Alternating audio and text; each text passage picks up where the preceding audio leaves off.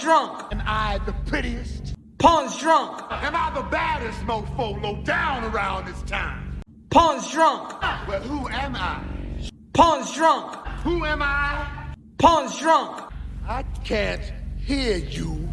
Pawn's drunk. AKA Mr. Moo Woo Shot himself. Of Harlem.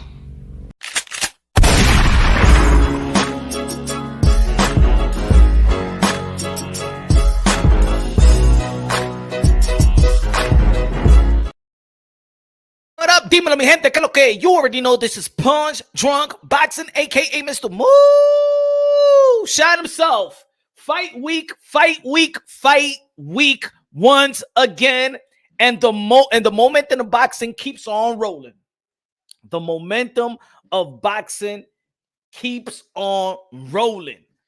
Y'all already know this year has been a very good year thus far, ladies and gentlemen. Yes, it's been a very good year. Of course, there's been a couple of fights out there that dropped because of injuries and things of that nature. Like we were supposed to be having. We were supposed to have Tim Zhu versus Jamel Charlo, the Iron Man Jamel Charlo, the undisputed 154-pounder. Was supposed to be fighting a young phenom in the 154-pound division in Tim Zhu, in which the substitute was Tony Harrison. And it was still a good fight out there in Australia. We also were supposed to be getting Virgil Ortiz and Stanionis in the welterweight division. I already know the welterweight division is one of the most prestige divisions in the sport of boxing. Things have slowed down. Inactivity has been it's probably the primary issue in the sport of boxing is inactivity, especially by the elite fighters, elite champions. And then we had also on the menu that's supposed to be next week.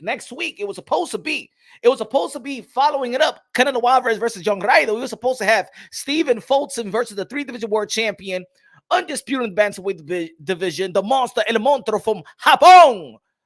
Now, you know it, versus the brotherly love, Philly fighter, unified champ in Stephen Fulton. That one, but they're gonna that's a rescheduled bout. It's gonna be happening in July, so of course it's still there. It was not canceled. Smash the like button, ladies and gentlemen. Smash the like button. Everybody in the building, what's up? What's good, my friends? Danny Medina, Danny, one of the members of Punch Drunk Boxing. If you want to become a member and join Danny and the others good supporters, loyal supporters of Punch Drunk Boxing in the channel. Become a member, y'all. Become a member. What's good, Sanchez? What's good, Gomes in the building? What's good, man? What's good, y'all? Excuse me. We got a Canelo Alvarez fight this weekend, man.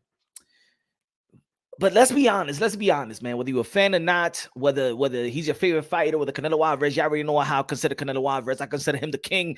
I consider him the 4th-division world champion, super middleweight undisputed. Cash cow with the sport of boxing. You know what I'm saying? Still on my pound for pound list, top 3. I do have my pound for pound list. Oh, yeah, I got to put it right there so we can discuss my pound for pound list. I know there's going to be people that's going to be mad. We're going to discuss my pound for pound list. You feel me? But yeah, Canelo Alvarez versus John Ryder. I was not happy with the pick. And I seen there's people out there that's not happy also with the pick. There's other people that feel like, you know what? Canelo Alvarez is coming out of injury, surgery. He is due to pick this type of fight because Canelo Alvarez has done a lot in the sport of boxing. And he's one of the youngest guys, one of the youngest guys, but in terms of his contemporaries that people want to see him fight, he's actually younger than Jamel Charlo, younger than Triple G, younger than Demise Andre, younger. And have accomplished a lot, and to the point where Canelo Alvarez could retire right now. He's a walking Hall of Famer. He's a first ballot Hall of Famer. He's just not a one of the greats of this era. He's an all-time great. You feel me? I really don't think that Canelo Alvarez have anything to prove at this point, in my opinion. Just my opinion. But if you're gonna be in the mix of things, if you're gonna be active and stuff like that, at this point, I believe that Canelo Alvarez got the money on lock. He doesn't need boxing. He already got the accomplishments. He already became an undisputed. He walked into the sport of boxing as a professional at the 140-pound division at the age 15. A lot of wear and tear in his body, a lot of accolades, a lot of praise, a lot of accomplishments. He paid his dues. So to be honest, if Canelo Alvarez says, you know what, this is gonna be my finale fight. If he was to say that, I won't be mad at Canelo Alvarez. I'll be congratulating him, and we'll be celebrating a wonderful career of Canelo Alvarez. But if you're going to have the belts and you're going to be active, then there's some responsibilities for being in that type of position. Just like every other champion, they got responsibility unless you let them go. If Earl Spence and Bud Crawford got responsibilities. Tyson Fury, Alexander Usyk got responsibilities. Badu Jack got responsibility. Stephen Fulton got responsibilities. Bam Rodriguez got responsibility. Josh Taylor got responsibility. Regis Progress got responsibility. Devin the Dream Haney got responsibilities. When you're a champion, you hold the gold, you got some responsibilities. Feel up in the building, feel up in the building, my friend. What's goody, my friend? Feel it. Philip said, yo, Canelo was put. We have a new pay-per-view King Tank. Canelo was put. We have, let me see if I read that right. You know what I'm saying? Lopez got responsibilities. Well, you know what I'm saying? I'm talking about champions. If you got a belt, you got responsibilities. You know what I'm saying? Either you defend it, either you got to get defend it with or unify the titles. Either you defend it, unify the titles. You got a responsibility. You know what I'm saying? Now, when you let go of the belts, you don't got that type of responsibilities. You know? Hold on, let me get a little zippity zip.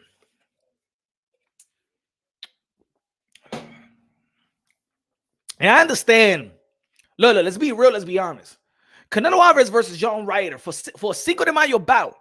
The buzz, the traditional buzz, is not there. There's really not a buzz, man. I'm talking. There is hardcore boxing people that I know that don't even know that Canelo Alvarez is fighting this weekend. Let's be real. Let's be honest. This he don't got no buzz, and I don't want to hear that. Oh, but this fight is in Mexico. So what? There's a buzz when Anthony Joshua will be fighting in the Middle East. There was buzz when Inoue and Onito Donaire fought in Japan. Let's quit the little enabling let's just be real, man. In this community, I don't understand. And to be honest, I was thinking about. I actually did a short. I was about to upload because I was driving earlier yesterday. I'm like, you know what, man? I'm actually getting tired to talk about Canelo in this community, not to talk about him, but to make content in this community, because it feels like in this community in the YTBC, people are not really trying to sound logical when it comes to Canelo Alvarez. There's so much hate and there's so much fanboyish with Canelo that just having an unbiased take is still a disservice.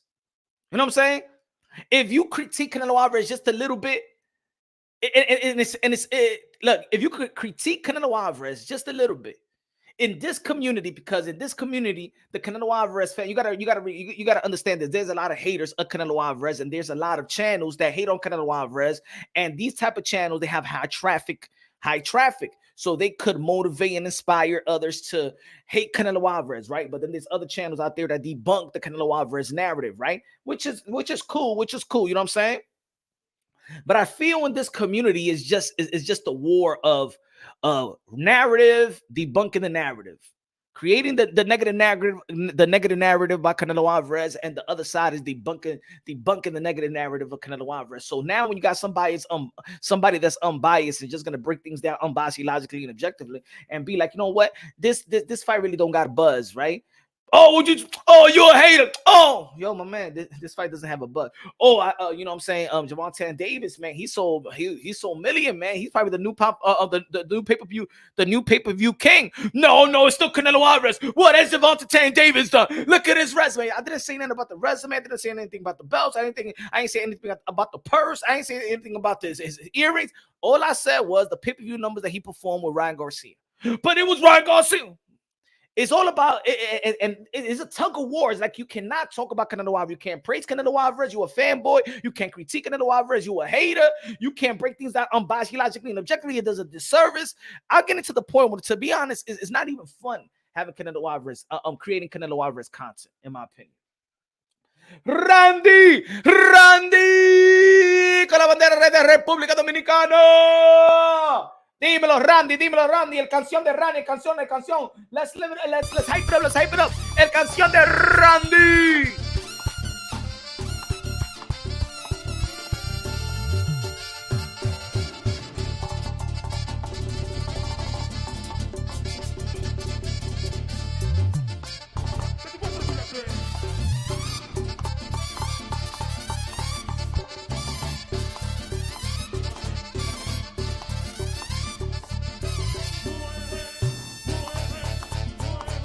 Canelo. Canelo. Ryder. Ryder. No buzz. No buzz. Págame la música. DJ Camelo, Alex Sensation. El Barcelona de la mañana. Compote de Ronqui. What's good, my friend? Randy. Saludo, mi gente. Saludo. So, yeah, man. So, let's be real, y'all, man. Come on, y'all. This fight does not have the buzz that a Canelo Alvarez had. I think there was more of a buzz of Canelo Alvarez fighting Eardrum. There was more of a buzz of Canelo Alvarez fighting Eardrum. Let's be real. This fight, I believe that Eardrum beats John Ryder. See, I believe that even Eardrum beats John Ryder. I don't like this pick. And I'm just going to truth. The fans of boxing is smarter than what they think that we are. They think because it's Canelo Alvarez and we love Canelo Alvarez, they could just put Canelo Alvarez versus anybody and we're just going to buy and we're just going to be happy about it. And we're just going to be buzzing about it. We're going to be, in anticipation to watch Canelo Alvarez versus a.k.a. Pelagato, John Ryder. No, de verdad, no. We don't want that fight. I don't care if if you're a fan of Canelo Alvarez, or pure, real fan of Canelo Alvarez, you don't like this fight. If you're a hater of Canelo Alvarez, you don't like this fight. The only reason people would defend this fight is because they're trying to defend and enable a narrative. Or they try to defend Canelo Alvarez from the channels that hate on Canelo Alvarez is going to shit on this fight. Or shit on his opponents. That's the only thing. Nobody feel this is not a Canelo Alvarez good fight. Is the reason why it doesn't have a buzz. It's not because he's fighting in Mexico. It don't matter. This is a worldwide sport. There's a buzz in the UK, in America. If Tyson Fury is fighting Derek Chisora, it's a buzz everywhere, all right? It's a buzz. But when it comes to Canelo Alvarez, the cash cow of sport of boxing, the pay-per-view king, that's not a real buzz. It's not a real buzz. Low nose boxing in the building. What's good, man? Samia in the building. What's good? Samia. Said, what's good, Punch? This Canelo fight feels dead. It's only popping in Mexico. It is. We got to be real. We got to be real. Now, the good thing about Canelo Alvarez is even after his surgery, he's active. He fought Triple G. He fought Triple G in the winter, in the fall. Had surgery, coming right back up. Cinco de Mayo. Did not waste a year. Like a lot of these fighters that we haven't seen Jamon Charlo in the ring. Even the young fighters like Jerome Boots Ennis be fighting one time a year. And I want to see Jerome Boots Ennis fight more. I don't understand why he's not fighting enough, but Canelo Alvarez is still a seasoned fighter, just like Gervonta Tan Davis is a seasoned fighter, is an active fighter, and this is something that we preach. This is a problem in the sport of boxing. That inactivity is a problem in the sport of boxing. But at least we got Tank fighting on the reg, and we got Canelo Alvarez, who's accomplished so much in little time, right? But the reason why this fight is not getting the type of buzz that a Canelo Alvarez event deserves is because it doesn't have the dancing partners. I told y'all a while ago that Canelo Alvarez is running out of mega fights. Didn't I say that?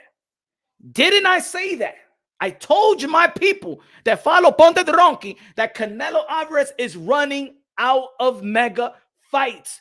People be like, nah, Canelo's always going to sell. Canelo always going to be the pay-per-view king. The boxing fans are not that dumb. You just can't sell the boxing fans anything that you want that you want to sell us. No. I was just being real. Because people are going to be like, yo, Punch, when you talking about Canelo, well, you switching up on Canelo. Why? No. You just mad because I keep it unbiased, logically, and objectively, and your mind is so stuck these other channels that y'all hate. That's what it is. That's the problem in this community. In this community, that's the problem when it comes to Canelo Alvarez content. It's a problem because the fans of Canelo, they rather watch the haters of Canelo than watch unbiasedly, logically, and objectively take on Canelo.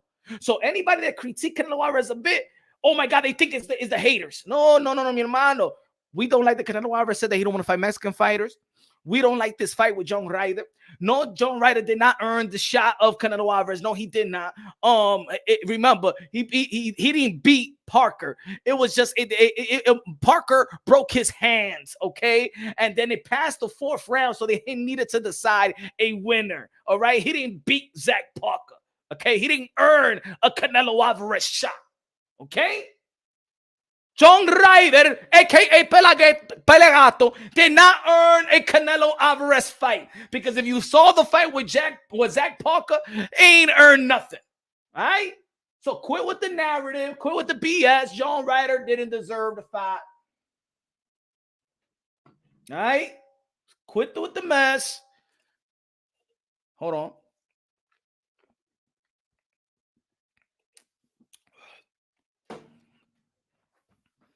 At this point, Canelo Alvarez, and I said a video about this as well. Canelo Alvarez could do whatever you want to do, right? Because he done so much. But the reason why we say he could do whatever he want to do is because we're trying to compare the names that is linked to him as a potential opponent, and say we'll say, and I said it before, you can't crucify Canelo Alvarez. Look at his resume. Look what he's done. Why the other guys don't fight each other? Why didn't y'all add that in the mix when it comes to John Ryder? Why didn't it come in the mix when we talking about potential matchup? Because we never brought John Ryder. We never brought up John Ryder in any conversation, in any debate, any dialogue when we talking about Canelo Alvarez potential opponent for years. Did you hear about John Ryder during the pandemic? No, you didn't even see John Ryder fight versus Zach Parker. The only thing you could do is Canelo Alvarez fighting Zach Parker. Let me Google and let me say John Ryder highlights, because you don't know who John Ryder is. You don't know who John Ryder is. You don't know who Zach Parker was. The only reason y'all knew who Zach Parker was, the only reason y'all knew who Genovic was because of the mise en scène. Y'all didn't know who Zach Parker was. Y'all never got to see a fight with Zach Parker. Y'all didn't care who John Ryder was. Y'all never got to see a fight with John Ryder either. He was never linked to a Canelo Alvarez potential fight. Never. No, he did not earn the fight with Canelo Alvarez. He got handpicked. He got handpicked like Apollo handpicked Rocky Balboa and Rocky 1. That's what happened. Canelo Alvarez handpicked John Ryder like Apollo Creed picked Rocky Balboa and Rocky 1. He was looking at the yellow pages and saying, man, I like the Italian stallion. Sound right.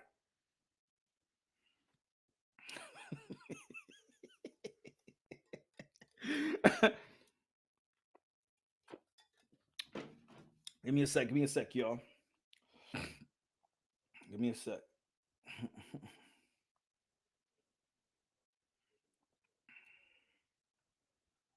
Give me a sec. Give me 1 second. Give me 1 second.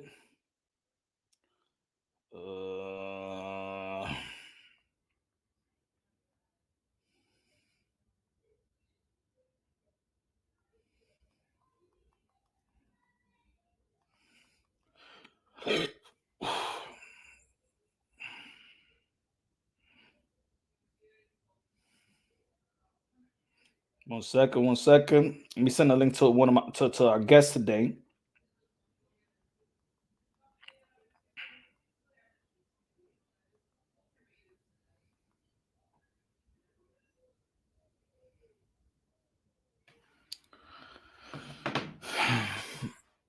John Ryder was going. Samir said the fight is only popping in Mexico. It's not buzzing here, and that's not a knock to Ryder, but those are the facts. Tell him, Samir. Tell him. Nah, Punch, I disagree. When they were throwing the Aerospins a few years ago, Canelo was supposed to scrap with John Ryder, and they were saying John Ryder has a similar style to yeah, MB. So a couple of years ago, no, John Ryder. I'm sorry. A couple of years ago, Canelo Alvarez was supposed to be fighting Jason Quigley, but since the mise en scène for Jason Quigley, the mise en scène is who is Jason Quigley, but now I can't say who is John Ryder, right? See, that's what I mean. This is what I mean. This is a community thing. Community thing. Nobody cares about John Ryder. Nobody cares about him. Rapstar Boxing Now is the voice of the UK, London. And the reason why is because there was people available for Canelo Alvarez. Names that has been linked to him. This is the reason why there's no buzz. This is why Canelo Alvarez cannot outdo Gervonta Tank Davis. Yeah. Oh, and what the haters gonna be like? But that was Ryan Garcia. It was Ryan Garcia that made it the biggest fight of Gervonta Tank Davis. Well, that goes for everybody. That goes for everybody. Hold on. Let's check the records of pay-per-view. Let's check the records, right? Let's check the records. Because people be like, well, it's because of Ryan Garcia. Well, for Floyd Mayweather to have, it was because of Conor McGregor. It was because of Manny Pacquiao. Oscar De La Hoya, it was because of Floyd Mayweather, vice versa. Yeah. People will pay for a fight. But the A side of that pay-per-view event was Gervonta Tank Davis, okay? The A side, right? Everybody wants to talk about A side. The A side of that pay-per-view event was Gervonta Tank Davis. The guy that's selling out arenas after arenas after arenas is Gervonta Tank Davis. The guy that's been fighting on pay-per-view was Gervonta Tank Davis, not Ryan Garcia, folks. Ryan Garcia never sold out in arena, and Ryan Garcia never fought on pay-per-view. So now we're looking at a new pay-per-view king. His name is Gervonta Tank Davis. Until further notice. Until further notice. What do I mean about further notice? Canelo Alvarez, the king of the sport, is going to be fighting this Saturday. Let's see if the king overdo, and take his crown back from Gervonta Tank Davis. Let's see. Why people don't like me saying that in this community? I ain't say that Gervonta Tank Davis got more accomplishment than Canelo. I didn't say that Gervonta Tank Davis got a better resume. I didn't say that Gervonta Tank Davis could beat Canelo. All I'm saying is we're talking about pay-per-view, right? Pay-per-view king, right? Well, the A side of this pay-per-view, of the pay-per-view events a couple of weeks ago, was Gervonta Tank Davis, and they sold, and they're still counting 1.2, 1.3, 1.4 million only in the US. Maybe it reaches to 2 million worldwide. Global event. Global event. Don't get mad. Those are just the facts. Nobody is saying Gervonta Tank Davis is better than Canelo. We're just talking about pay-per-view. We're just talking about pay-per-view. Anybody can do pay-per-view about can do you 500 consistently. Hey, man, we're talking about the now, right? We're talking about the now, right? See, that's what I mean about in the sport of boxing. People want to pick and choose when you want to. Do you want to talk about what have you done for me lately? Because I know when we're trying to break down fights and we're breaking down fighters, we always just break it down to the last thing they have done, right? When we're breaking down how this fighter is better than the other fighter, for example, how we breaking down Devin Haney versus Jermaine Ortiz. Lomachenko didn't look all that great versus Jermaine Ortiz. So we're basing Lomachenko off that performance leading to a Devin Haney fight.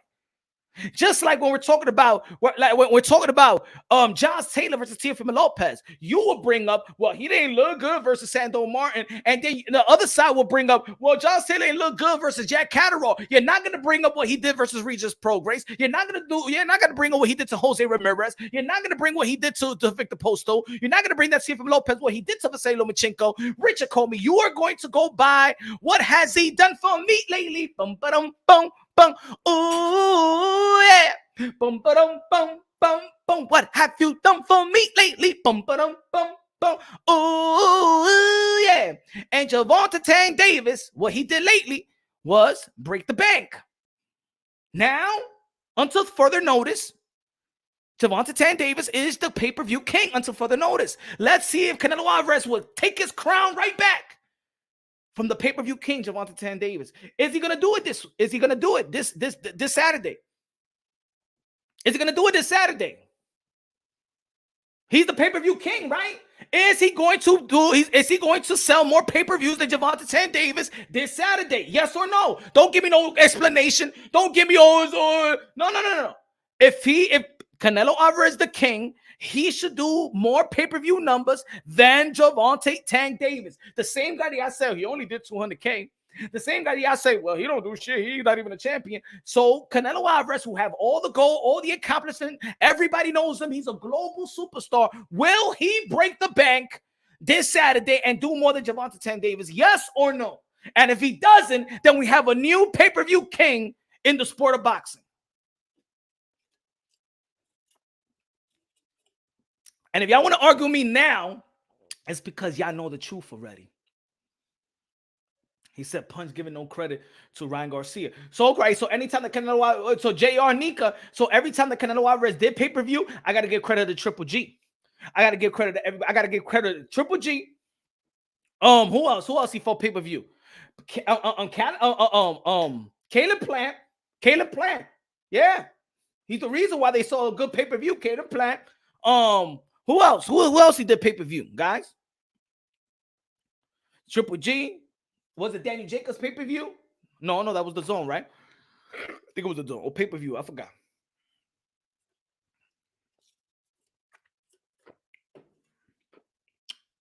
The reason why Manny Pacquiao did 600K was because of Keith Von Tom Thurman. So the reason why Canelo Alvarez pay-per-view, last time he did pay-per-view, and it was a success, it was because of Bivol.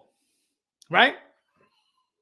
Dígame mi gente, please. So the reason why Canelo Alvarez had great numbers, it was because of Dimitri Bivol.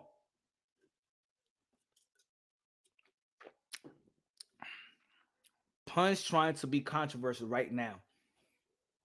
MB says, I'm trying to be controversial right now. And this is what I mean. This is why, thank you for saying that, MB. Thank you for saying that, because this is why I said in the intro, it's either Canelo Alvarez is God or nothing. You cannot say anything, even if I bring the facts. Even if I say Gervonta Tank Davis is going to sell more pay-per-views than Canelo Alvarez this weekend. No. It's not a controversial. It's just the facts. Is that there's some people that just it's either Canelo Alvarez is God or Canelo Alvarez is the devil. You know what I'm saying? There's no in between. It's becoming sickening creating content about Canelo Alvarez in this community because it's so much toxic around Canelo Alvarez hate and the praise, and the Canelo Alvarez fans is always fighting the haters in this community. You cannot even say anything. You can't say, well, Canelo Alvarez actually, you know what I'm saying? His stamina wasn't good. A punch is the reason because he got bad knees, and the reason why, you know what I'm saying, and he was injured with his right hand and he couldn't train the way he wanted to train.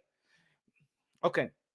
Well, what about you know what I'm saying? I wish that he give Mexican fighters the opportunity. I didn't agree that he don't want to fight Mexican fighters and things of that nature. Oh, but what has the other guys as they fought? Why doesn't the black fighters fight the black fighters? Like, it's always something. It's never like, could everybody just be on the same page for once? Even when something is so like, this is Madison Square Garden, all right? No, it's not the Barclays Center. My backdrop at Madison Square Garden. Well, I don't know if it's Madison Square Garden. It looks like a circle, you know what I'm saying? So why don't they call it Madison Circle Garden, Punch? Why does it have to be a square that doesn't look like a square? These are the type of feedback I get when I talk about boxing sometimes, right? So Madison Square, because there's a circle going around, right? You see Madison Square Garden outside New York City, right? Outside of the street, and it has a circle, and I'm be like, yo, that's Madison Square Garden. It's not really square. It's really a circle. So it's Madison Circle Garden. Like, why did you say it's square? It doesn't make any sense.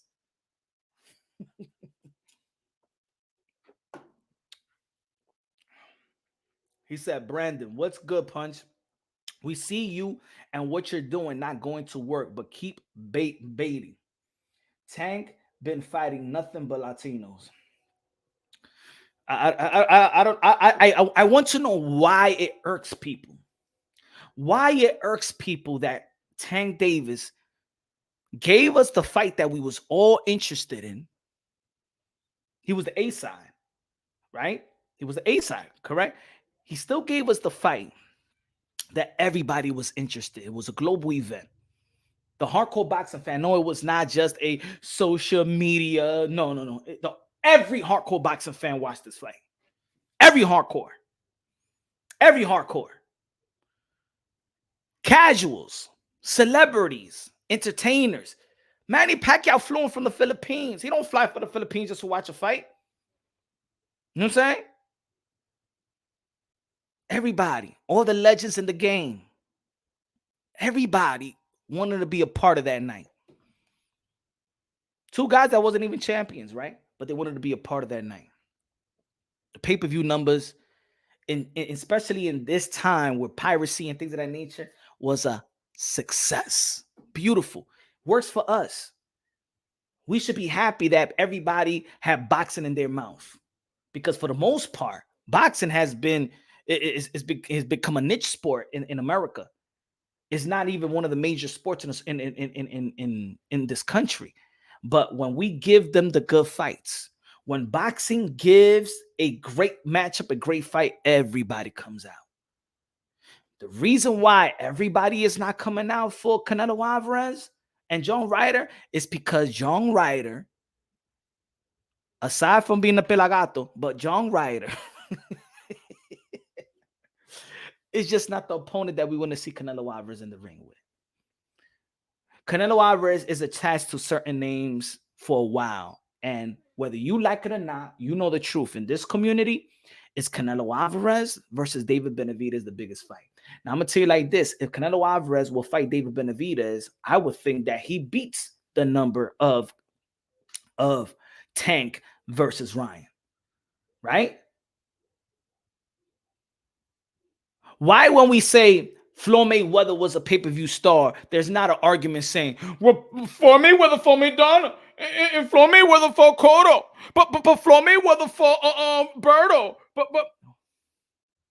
we just say that he was the king. And before that, it was Oscar De La Hoya, and before that, it was Mike Tyson. It is what it is, bro. Right now, as we speak, right now, is Gervonta Tank Davis. Let's see Saturday if Canelo Alvarez takes the crown. And if he doesn't take the crown, the people are sending Canelo Alvarez a message and saying, we love you, Canelo Alvarez. You've done a lot in the sport of boxing, but it's time for you to really now give us the fight that we asked for.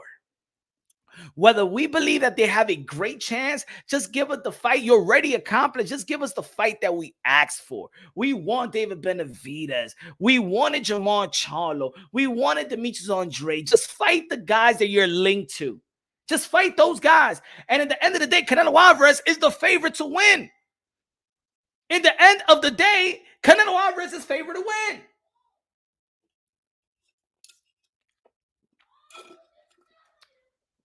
Tank is going back to cherry pick and sell 200K. Well, Ronaldo, let's see where Canelo Alvarez is going to go then. Let's see where Canelo Alvarez is going to go this weekend when his pay-per-view buys. What do you think? Let me see Ronaldo, 35. Where will Canelo go back after this pay-per-view? Let me know where you think he's going to go. Let me see where he's going to go with that. What you think? I want to know, everybody, put it this way. How much pay-per-view buys you think Canelo Alvarez is going to sell with John Ryder? Yo, even I was watching the press conference. When it was the press conference of Gervonta Tank Davis and Ryan Garcia, and I was looking at The Zone or Showtime, it was like 50K people tuning in. I tuned into The Zone. There was 900 people live tuning in. The Boxing Voice this morning had more views than the press conference of Canelo Alvarez and John Ryder. The Showbiz The Adult had more views than currently live than the press conference of Canelo Alvarez and John Ryder. 200K. Philip said Canelo Alvarez will sell 250K. So he's going. So Canelo Alvarez is going to Tank Davis regular numbers, right? So that means they're not too far apart from each other, right? Think about it. Philip says 250. Danny Medina says 200 pay-per-view buys. Another person says this. Look. Then Ronaldo says this. Ronaldo says Tank is going to go back to cherry pick and sell 200K. So if people think that this fight is going to do 200K for Canelo Alvarez, and other people feel like, well, Gervonta Tank Davis, he's not fighting Ryan Garcia, is going to go back to 200K. So that means that It's legitimate. It's highly legitimate to say that Tank Davis is pay-per-view king. Because if people think that this fight is going to do 200K and Gervonta Tank Davis is going to go back to 200K, then there is a debate. There is a dialogue. You could say that Tank is pay-per-view king. Right? Love always say 100K. Gabriel Sanchez said 50K pay-per-view buys for this one. 50K. Well, probably gonna make the same number that Deontay Wilder did with what's his name? The guy that he beat? Forgot his name. Canelo Canelo has 10 million more casual fans than Tank Davis. Well, we're gonna see. We're going to see the pay-per-view. Pay-per-view king over one fight. He didn't even sell. Come on, no. Let's talk about pay-per-view. No, it's not. Hey, it's one. Hey, it's look. If you beat a champion one night, are you gonna call him a champion? Yes or no? Huh? Think about it. Buster Douglas beat Mike Tyson. It was just one night. Is he a champion? Yes or no? Is he the heavyweight champion of the world? Or you gonna be like, well, that was just one night. He's not really the champion. That's what I mean. Come on, guys. Stop it. Jackie Hernandez in the building. Why people are making it harder than what it is? Why are people making this subject so difficult? Why I just can't say, yo, Gervonta Tank Davis did his thing with the pay-per-view buys. It doesn't matter who he fought. It doesn't matter the performance. It doesn't matter what type of strap he had or didn't have. It doesn't matter if he had a super belt, regular belt. It doesn't matter if he had a purse, an earring, panties. If he come butt-ass naked, I don't know. At the end of the day, he did good. It hit the 1.2, 1.3, 1.4 million. This is projected to sell more than Canelo Alvarez versus John Ryder. Why is anybody having this discussion if somebody want to say, hey, yo, he's the pay-per-view king right now, as we speak? As we speak. Anybody here? No, nobody thinks it's going to outsell Gervonta Tank Davis. Nobody here thinks that Canelo Alvarez versus John Ryder is going to sell. And if people don't like it, that it's not going to sell, that Canelo Alvarez should have picked a dancing partner so he could sell over whatever Gervonta Tank Davis sold. How about that? Maybe Canelo Alvarez should have picked David Benavidez. So don't argue. Don't get mad that this fight is not gonna do better than Gervonta Tank Davis. Maybe if Canelo Alvarez would have fought his real mandatory in the WBC, the Bandera Roja, the Mexican monster, the Ecuadorian monster, the Dominican monster, David Benavidez, that when we wouldn't be talking about this like that. We'll be saying, hey, yo, this is the biggest fight in the sport of boxing. If Canelo Alvarez was fighting David Benavidez, we wouldn't be talking about it. And guess what? Maybe this will pressure Canelo Alvarez and say, you know what? I really need to fight this guy because my money is going to go low. It's going to go down. My name alone is just not going to hold up. People are interested in the young up-and-coming fighters. They're interested in this kid, Gervonta Tank Davis. What up, Dr. Mofongo in the building said, the true test will be when the numbers come for Tank versus Pitbull Cruz 2. Longevity matters, brother. Can't crown him off one fight where the opponent was just as responsible for the pay-per-view. I don't know. It seems like y'all trying to take away from Tank. You got to give him, because if somebody, you know what, Dr. Mofongo, and for the people that may feel like that, hey, it's just one night, you can't give him a crown of pay-per-view. You just can't give him a crown. So you know what? If John Ryder beats Canelo Alvarez, I'm not gonna call John Ryder a champion. I'm gonna be like, no, he has to win more. You just can't be called the champion because you one night you beat a guy, you beat the champion, and I gotta call you a champion. Nah. Because it's one night. Mendez in the building because it's one night. Come on, y'all.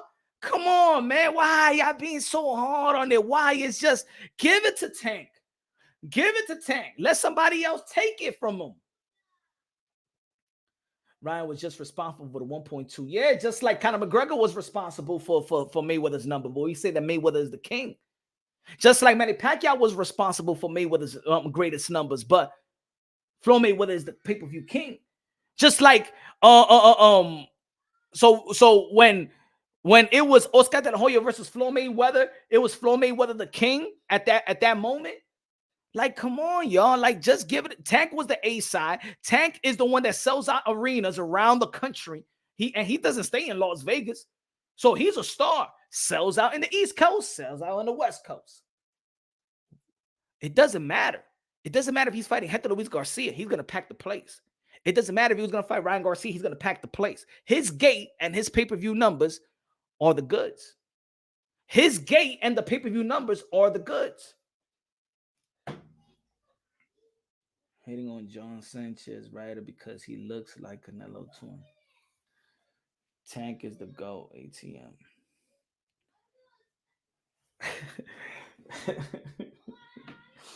Diablo, venga, ustedes sí son. Espera, give me 1 second.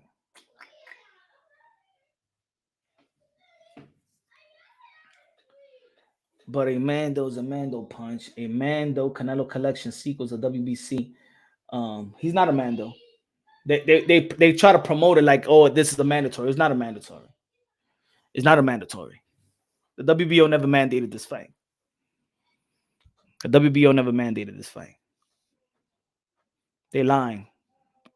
And I already proved it to I already proved it to people. There's not a man.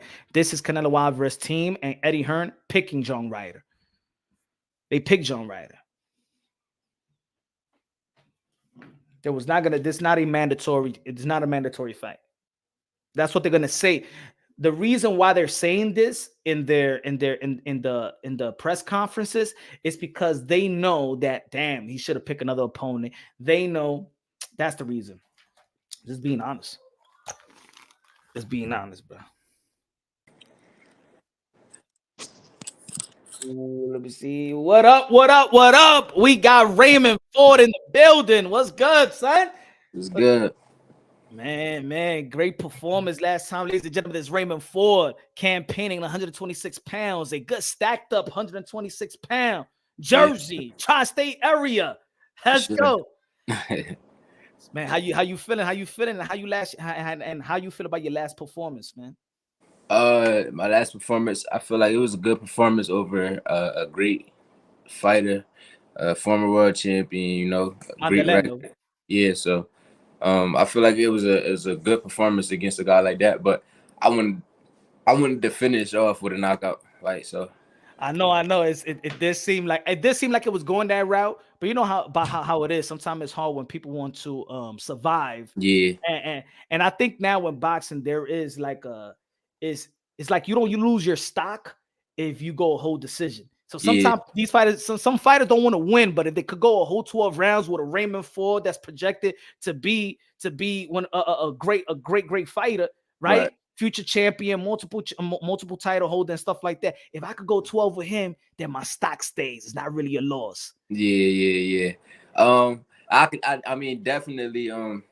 You definitely could tell, like later on in the rounds, he was like just trying to survive, especially in that 11th and 12th round. You know, he was moving. He wasn't really trying to throw no punches. He wasn't trying, get into like a tussle with me. So I think, but he a veteran, so he had 30 fights, he got 31 now.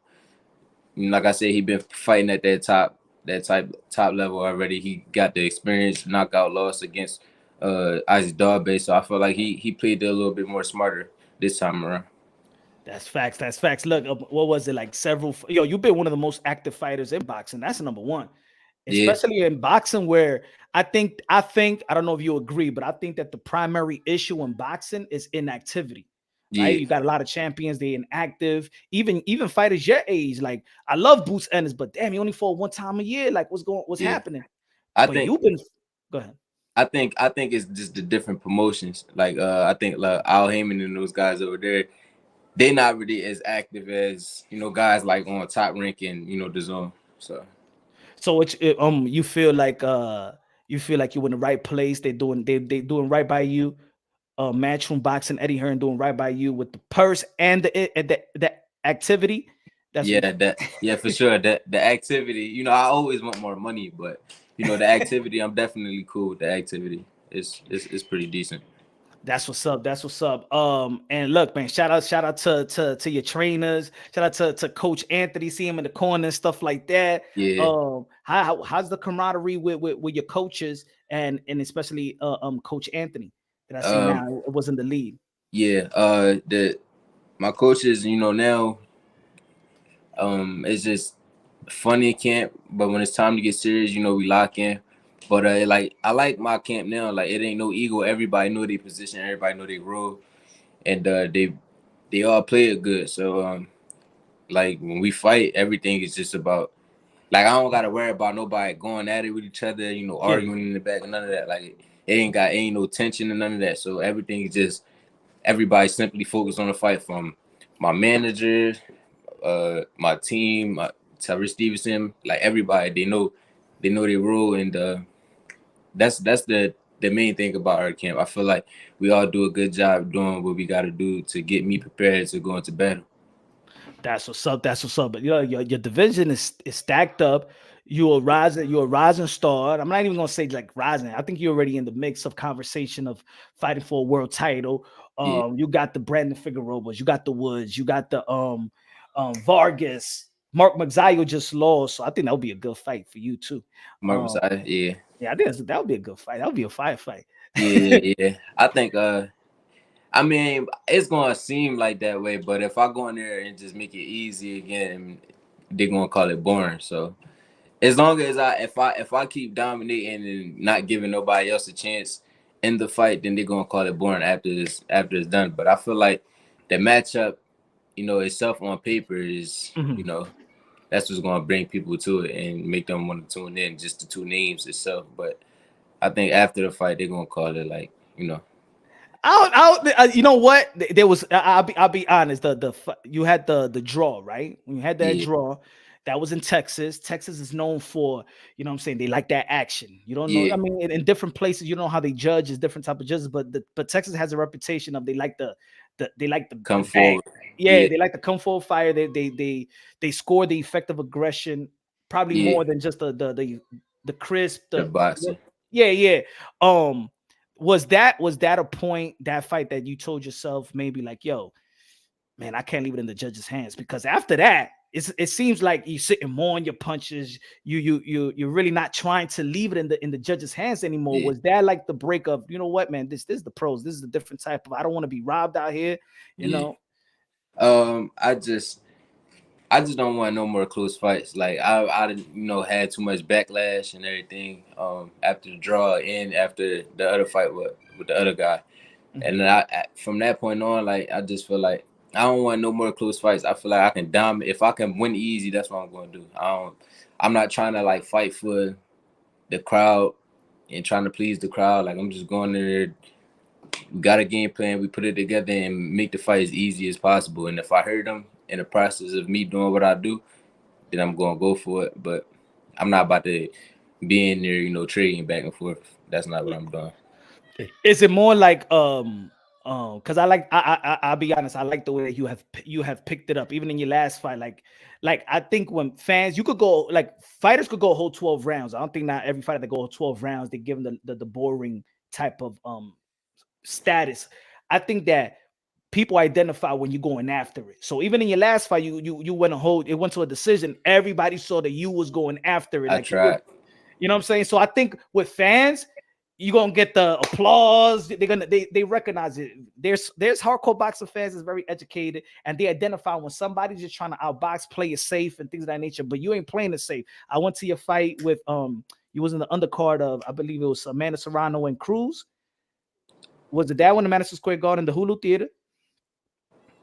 Amanda Serrano and Cruz? No, I don't think I fought on that. When was that? That was this year? Yeah. Nah, I ain't last year. Who was it when I went to the Hulu Theater? You did fight in the undercard of, I know that you I fought on Teofimo undercard. Tio and Cambosos. Yeah. And you ended that one with a stoppage. A stoppage, yeah. Yeah, so he was tough to stop. He was taking everything I was throwing at him, so he was a tough dude. Yeah, so and I remember when I was watching, I said, there you go. That's what we're talking about. That's what it is. So Yeah, the thing is, you know what it is because your skills, you got a heavy toolbox. So yeah. it's like he I can got you. change it up. Exactly. You could do it. You could box it. You could outslug it and things of that nature. Maybe Yeah, when there's a fighter that don't have that type of tool to be like, he could actually like take people out, but you yeah, got it. yeah. So But sometimes it's expected by you. yeah, but it's like it's a like I know I got those tools, but it's about knowing when to do it and when not to do it. Like knowing when to trade and when not to trade. You know. So I feel like with Magdaleno, it wasn't the right time to trade. Like to Mhm. fight him in the inside because he's a shorter guy. He is smaller target, so a little harder to hit, and he got the shorter arm. So like me fight him on the inside would just be Yeah. falling into his game. You know what I'm saying, so I wanted to make it as tough as possible for him. But once I broke his will, how I expected to, like early on, I broke his will. He couldn't touch me, and I kept touching him, and round by round, he was starting to break mentally, and then that's when I could start applying my, the physical part on him. Yeah. So it's about strategy. Like I'm starting to learn that now. It's just about game playing it right and really putting things together, and. Yeah, that's good, and I like the instructions in the corner. You make the adjustments. You Yeah, stick with the jab, but stay aggressive. You know what I'm saying? And yeah, you and you definitely. and you did just that. What's tell me that give me that name, give me that guy for your legacy. Maybe it's just in this division or that guy that I believe every fighter got their eyes set on this one person to I don't know, like certify them for the moment. You know, who Yeah. is that guy that you want to face that's gonna like yo? This is the man. Uh, if they build up Mark Castro properly and like keep giving him fights that he can shine in, and yeah, they keep building him up how they building him up. I think me and him will be a big fight. All right, all right. I think there's a lot of big fights for you in this division. Yeah, Are you staying in this? Or you trying to move up? You trying to nah, I'm moving campaign? up.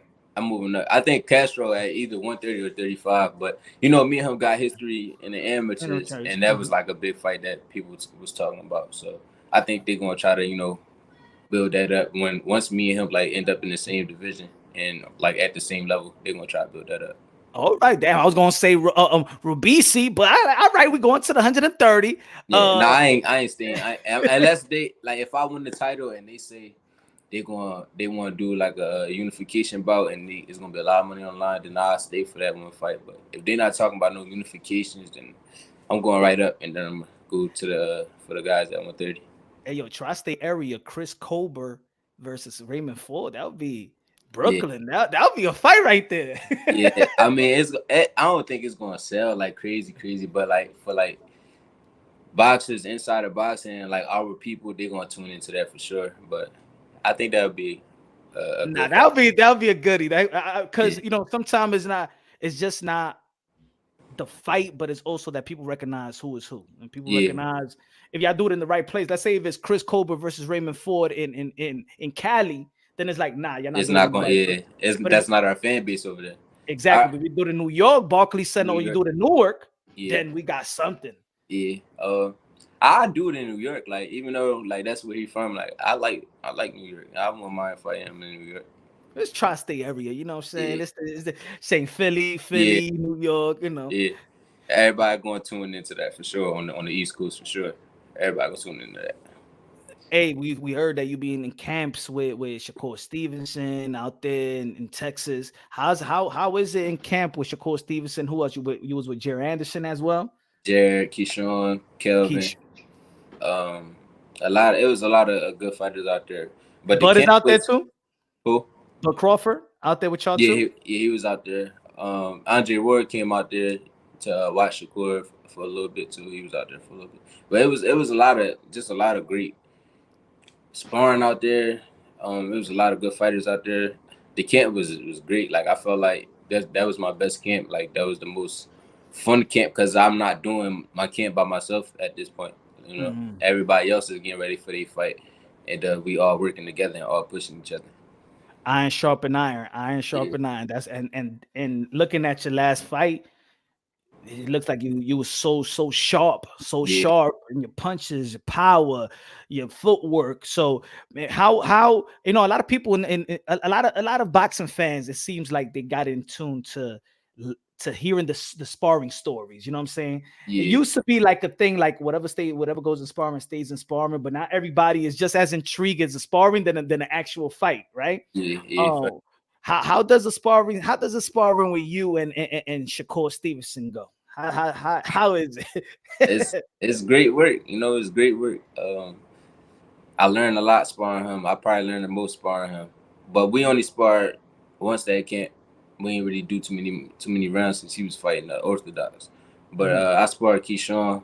Me and Keyshawn got a lot of good work in that camp. So Yeah. Keyshawn looking good with his last performance as well, stopping his opponent. yeah, Everybody looked great. You know what I'm saying? And it's yeah, look, Jerry Anderson did great. yeah. Keyshawn did great. You did great.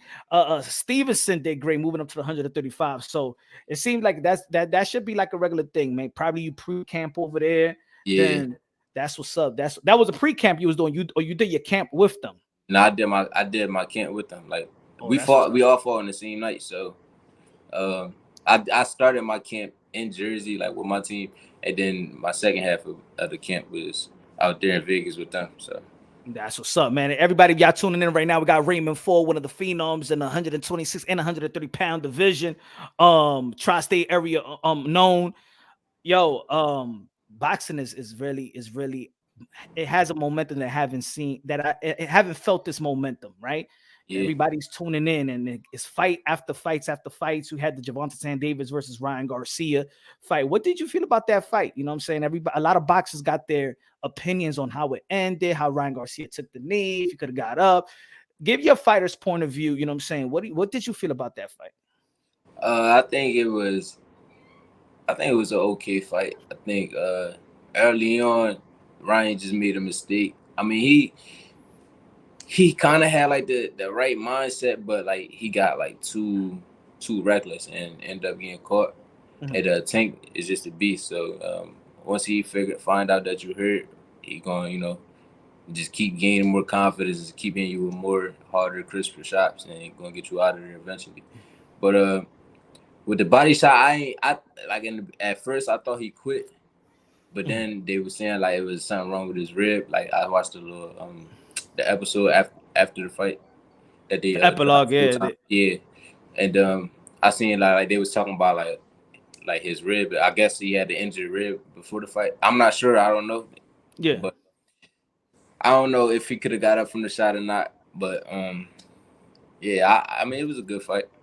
All right, yeah, it was a good fight while it lasted. I did expect more, Yeah, but I did too.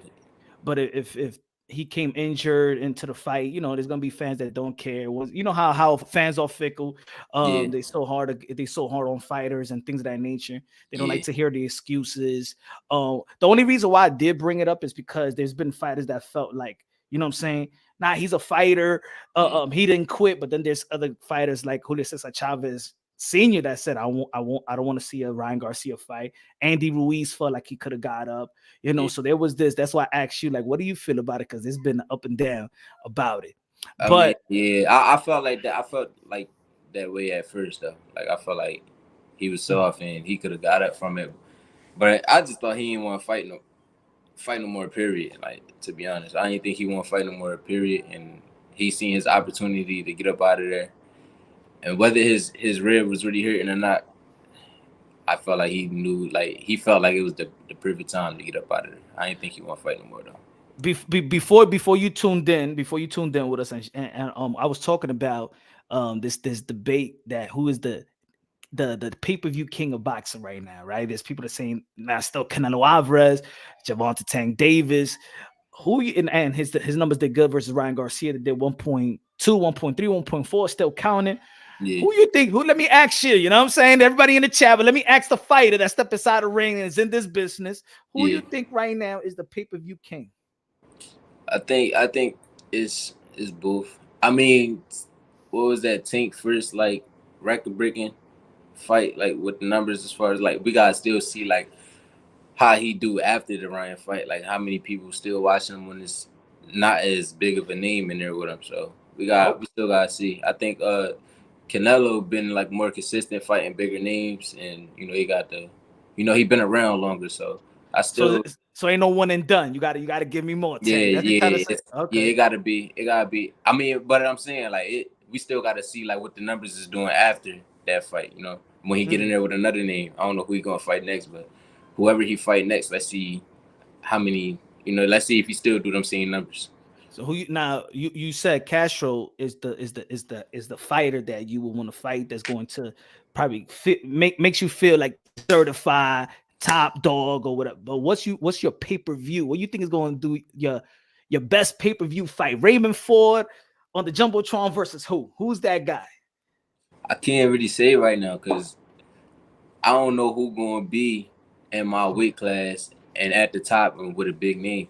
So I don't know. I don't know how big my name gonna get. So I still gotta see where my name, like what weight class gonna make my name like a big name. So I gotta see what's going on in the future. I can't. It's too hard to say right now. Mike Tyson had an interview in a podcast a couple of days ago. And he was saying that boxing is just not enough. That it should be it's entertainment, right? Yeah. So what do you feel like you need to do as a boxer to brand yourself, bigger or become a marquee name? You know what I'm Yeah. saying? What do you think you need to do? Because boxing, and this is a business at the end of the day, Yeah. and you got the boxing thing down pat. What do you feel like you need to do? Or is it your character to promote fights? Like it's just not who I am. It's not my character. I just want to fight. Or you feel like, you know what? I got to be out there more. I got to do this. I got to do that.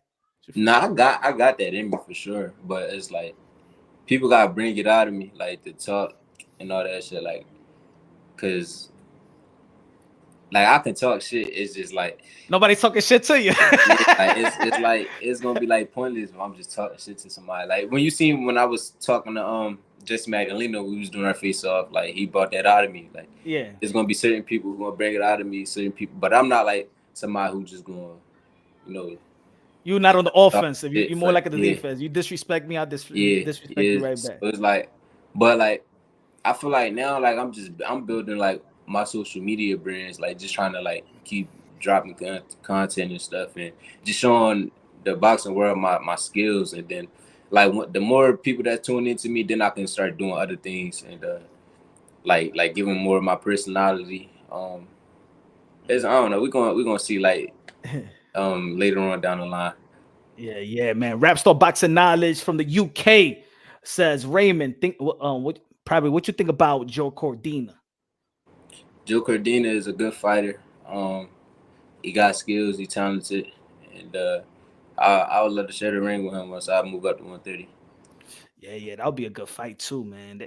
That's a lot. You got a lot of options, man. Yeah, You got a lot of options, man. yeah. And I'm trying to get the boogeyman at 126 first though. I want him first, and then we go out there and go fight. You know, Joe Cordina or whoever the 130-pound champion that Matchroom got at the time. and do you how long, if you could disclose, what's your contract like? Meaning, do when you become a free agent, or what's the length of your contract? We just renewed my contract, and I think it was either my last fight or the fight before my last fight. So I still got like a couple more fights with them. So That's what's up. Yeah. And to be honest, I like the way they keeping you active and stuff. That's one thing about Matchroom Boxing is there's certain fighters that gets the fight or they didn't get the fight that probably they deserve, but they're gonna keep you active. They're gonna push for those fights. You know what I'm saying? Right. I don't think that nobody ever complained about not getting paid, Right. not fighting. So and I'm in a good position to like where like we got belts over here in both of the divisions that I'm gonna be entering. So, well, the 126 we got to fight over here, and 130 we got to fight over here with belts. So I'm in a good position to like where I don't really gotta go nowhere to get title shots and things like that. That's what's up, man. I got a shout out my guy as well again, Coach Anthony. You know what I'm saying? Yeah, for sure. As soon as I'm watching y'all work through the months, and I believe I'm like, I like this. I like that look. I like Coach and Raymond Ford. I like that. You know why? Because the reason why I say that is because some fighters will, especially where you at in your career, you know, Mhm. either they switch trainers and they'll go to a guy that's already like established, winning a bunch of championships, like the Robert Garcias of the world, or you Yeah. know, Eddie Reynoso's and Buddy McGirt. But it's like I want to see like a young trainer, young fighter build, like Yeah. become that Muhammad Ali and you know what I'm saying, his train, be that, well, not Cuss and Mike Tyson, because Cuss had other fighters before that, Yeah. but like the Angelo Dundee, I just want to see that fighter trainer like it used to be, that Right. you know, y'all came up together. You know what I'm saying? I like, that's why I like the Coach Anthony and Raymond Yeah. Ford. Look, yeah, I And know you got other trainers, but you yeah. know, And like people, they go to these other big name trainers thinking that they're gonna get better results and things is really gonna change. But like they don't understand, like those other top trainers, everybody else is trying to get to them. So like you're not mhm. really gonna get the time that you think that you're gonna get going to them. Or like you, like a lot of people, they'll go to these top trainers and then like once they get there, they be like, damn, I ain't really getting that much love, Yeah. or It's I like ain't getting that. the time that It's, I it's need. it's like that story with Sorry to cut you off. It's like that story with Virgil Ortiz when he went to San Diego Yeah. to train Yep. with Eddie Reynoso. Eddie Reynoso wasn't even there for 3 weeks, so it's like, Yeah. let me get That's out of what I'm here. saying.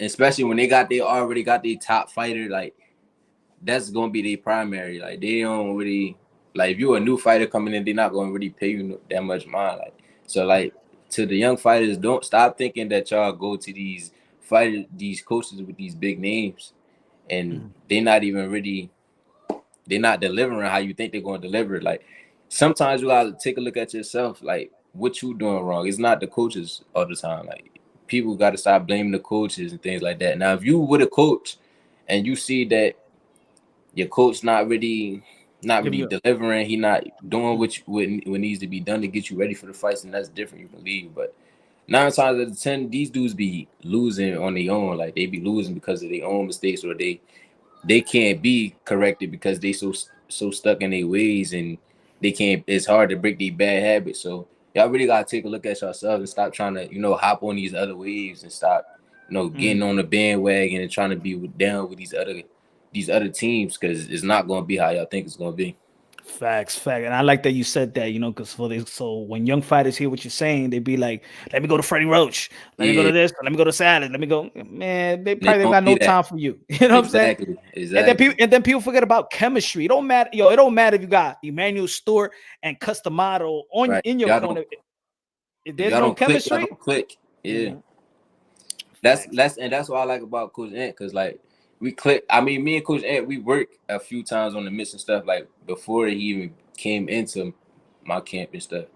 But Mhm, like we click automatically. Like it ain't nothing that he really trying to change. Like he correcting a few things, but it's not like he trying to change my whole style. Like you see guys like Anthony Joshua, you can't change him. Like you can't try to create him to be a pure boxer, or you can't try to make him Mike Tyson, inside fighter. Like you can't do, like you going to these different coaches. You going to what's his name, Derek Robert James, Robert Robert. Garcia, that Derek James.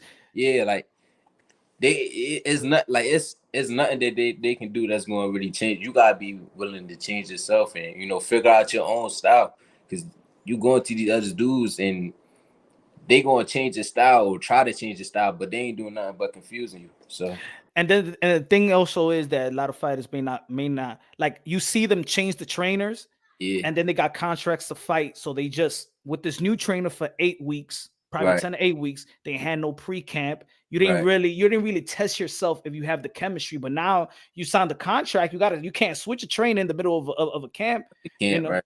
at least vent them out. Stay with Mhm. them work out with them for a whole year. Give the trainer a chance to get to know you as well. Yeah. You know, I think so. I think everybody is not gonna be for everybody. You know what I'm saying? Like some people got good chemistry with other fighters, some don't. Like, you know what I'm saying? Like you gotta be able to click with your coaches.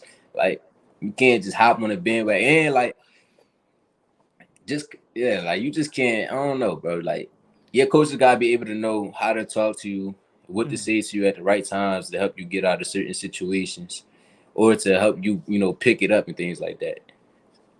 Yeah, So that's how I feel. Let me ask you about I interviewed Teofimo Lopez a couple of days ago, man, and he made some controversial statements for people in the boxing world. Let me know what you feel about these statements, right? He said that basically he's in a sport that what he said you could kill a man in this sport, you could kill a man in the ring and get away with it. People don't like to hear it. There's some people that don't like to hear that, even though that there's a possibility of that happening. But what do Right. you feel about that comment? What Deontay Wilder have said it before in an interview before. You know what I'm saying? He wanted a body in his record. What do you feel about as a fighter when you hear that from other fighters? Or it's just the nature of the sport? I don't know. I don't know like what they be trying to like get at when they say stuff like that. Like I don't know if they want to like if they really feel that way, then they probably just want to feel like they that man. Like I guess if you feel like you kill somebody in the ring, then you gonna feel like you invincible. I guess, but Mm, I don't think that shit cool. Like you know what I'm saying, like it's just a sport at the end of the day, and people mm. got families and stuff to go home to, and Yeah. ain't nobody waking up day of the fight Murk thinking somebody. that they're gonna lie. You know what I'm saying? I mean, die or kill somebody. You know what I'm saying? So yeah, that I feel like that's not cool. That's not cool at all because we all human at the end of the day, and we still got a life to live. So it's You not like boxing is what I do. It's not who I am. So I'm not trying. mm. I'm not trying to die. you know, Mhm. I got more other stuff that I can do outside of boxing. So it's not that deep to me. Got it, got it. You know what I'm saying? Your answers respected the way that you view it. Um, um, I think that also when I think about it, it's like I understand. I understand your point, and I Yeah, understand how some other fighters be like, well, I mean, some other people be like, well, that's the nature of the sport, man. They know what they signing up for. You know, yeah, it of could happen. course. Yeah, yeah. Eh, We know it definitely can happen. Like we got like yeah, it's papers we got signed before we fight and all mhm, that. To if something was to happen, who do your money go to? All this other type stuff. Like so, we know it can happen. We in the sport, we've seen it happen before. mhm. So it's not like we dumb to the fact, but ain't nobody trying to really think of that going into a fight. You know what I'm saying? Like I don't Like know. I always try to give the fighter the benefit of the doubt. Like I like when Deontay Wilder said it, and when Teofimo Lopez said it. When I interviewed Teofimo Lopez, that was like right after him training, and Yeah, he's in camp. When Deontay Wilder said it, he's finishing training. He in camp, so it's like they're yeah. saying it when some fighters turn into and they You turn gotta go into into a this. different mode. Exactly. And then I was gonna Mhm. ask you that. Do you have this off and on switch? Like, all right, you Raymond Ford right now, like you just cool, you know what I'm saying, collected doing the interview, probably not in camp right now. But how are you when you in camp? Is it something, is it a switch or it's now, or like you're the same guy? Nah, it definitely gotta be a switch. It got to be a switch because like how you said, like right now I'm calm, I'm chill, but like before a fight, you get nervous. You know what I'm saying, you gotta go into a different mode. Like that inner dog demon, it gotta like come out. But I like even then, like I still want to say like I want my opponent to die and Yeah, that. yeah, yeah. Mhm. But it's definitely a different mode you gotta switch into. Like it's yeah, so But it's when you throw them blows, it's like, hey, whatever yeah, happens, happens. That's what I mean. Like it's like you don't want it, but yeah. you ain't holding back either. But you're not really thinking about that. Like for me, I don't think about. I don't. That's not what I'm thinking about. I'm just thinking about not Really. getting hit as much and just really dominating and beating my opponent up. Like that's what I'm thinking about. But I'm not thinking like I'm trying to beat him up until he die. You get what I'm Yeah, saying? yeah, yeah. It is. It is. There's certain fighters. It's like David Morrell, his last fight, like he had dude up with some shots, and it looked like he was about to be out. He's Oh looking yeah, at the yeah, ref like, you gonna stop this, right? Because right. I'm about to really put a hurt on him, and he's looking at the Exactly. ref. The ref is like, like almost do Because what you gotta do. you know what I'm saying? Because he still got a heart at the end of the day. Yeah, You know yeah, what I'm yeah. saying? I mean, he got to do what he got to do. When the refs say keep doing you know what I'm saying, keep fighting, you got to do what you got to do. But it's like you beating a guy up too much, and you see he clearly not in the fight, and he hurt, he wobbling all over the place. Like, you gonna do your job? Or like, you know what I'm saying, it's like, but I mean, This you in the sport at the end of the day. This your job. This what you gotta do to feed your family. So the you gotta same do thing. what you gotta do. The same thing with Vasily Lomachenko versus Richard Comey. that he was putting a beating Oh on him, yeah, and he's looking at the ref like, you gonna stop this? So, right. but with that question now, I remember when I watched that fight, and I was doing live commentary to that fight, and then I said, "Whoa, does Lomachenko got the killer instinct now? Is it fair for for fans, or let's say a person like me that break down boxing and stuff like that? Is it fair to me like well, then I'm not looking now. I'm looking at this Devin Haney fight, Lomachenko fight. If is Loma lost the dog in him, because does he Yeah. care about his opponent now? And then if you look at that fight, it went to a decision. But Mhm. looking at that fight, you know he could have stopped Richard Comey. So Coulda. what is it? Did he lose the killer instinct? Why he's not supposed to be losing the killer instinct? How would you see it? I wouldn't see it as losing. Got civilized. Yeah, it's like because I know how to light up on sparring. Like I look at it like the same way I would look. Well, nah, not the same way I look at a fight. Because if in the fight I do be trying to get you out of there, I do be trying to knock you out. But like if I hurt somebody sparring, I'll hold back. But you can't say that I lose my killer instinct, because if I hold back on you in sparring and I go into a fight, it's gonna be a different outcome. I'm going to keep going until the ref get in there, or until I knock you down or knock you out and they count or wave it off or whatever. So in a fight, you fight until the fight is over, but you still got like that. I'm pretty sure everybody, hold back in sparring when they hurt somebody. So Oh it don't yeah, and I matter who seen it it is. happen. Yeah, so it don't matter if it's Terrence Crawford, who one of the best finishers in the game. Like I'm pretty sure he hold back on people when he hurt them in sparring. You can't like say he lost his killer instinct, or Gervonta. It don't matter who. Yeah. I know in sparring. I seen it myself. I remember I was watching. Shout out to Sean Porter. Shout out to Henry. Cedeno Martinez. I seen they Yeah. sparring, and Sean Porter had Henry in the ropes and Mhm. hurt him with a right hand, and he stopped and he said, "Yo, you all right?" Right. Like, all right, let's continue. Yeah, But but he in could the have ring, put a beating on yeah, him if he yeah, wanted to. But this is practicing. This is is you yeah. know. So like, it's just different. Like, it's different. I guess I don't know. Yeah, I wouldn't say he lost his killer instinct though. Like, I feel like Devin Haney, if he get in there with Devin Haney, he beat on Devin Haney, and Devin Haney hurt. He gonna try to get Devin Haney out of there because of like how big the fight is. He really want to be undisputed, Yeah. and just like the hype behind the fight.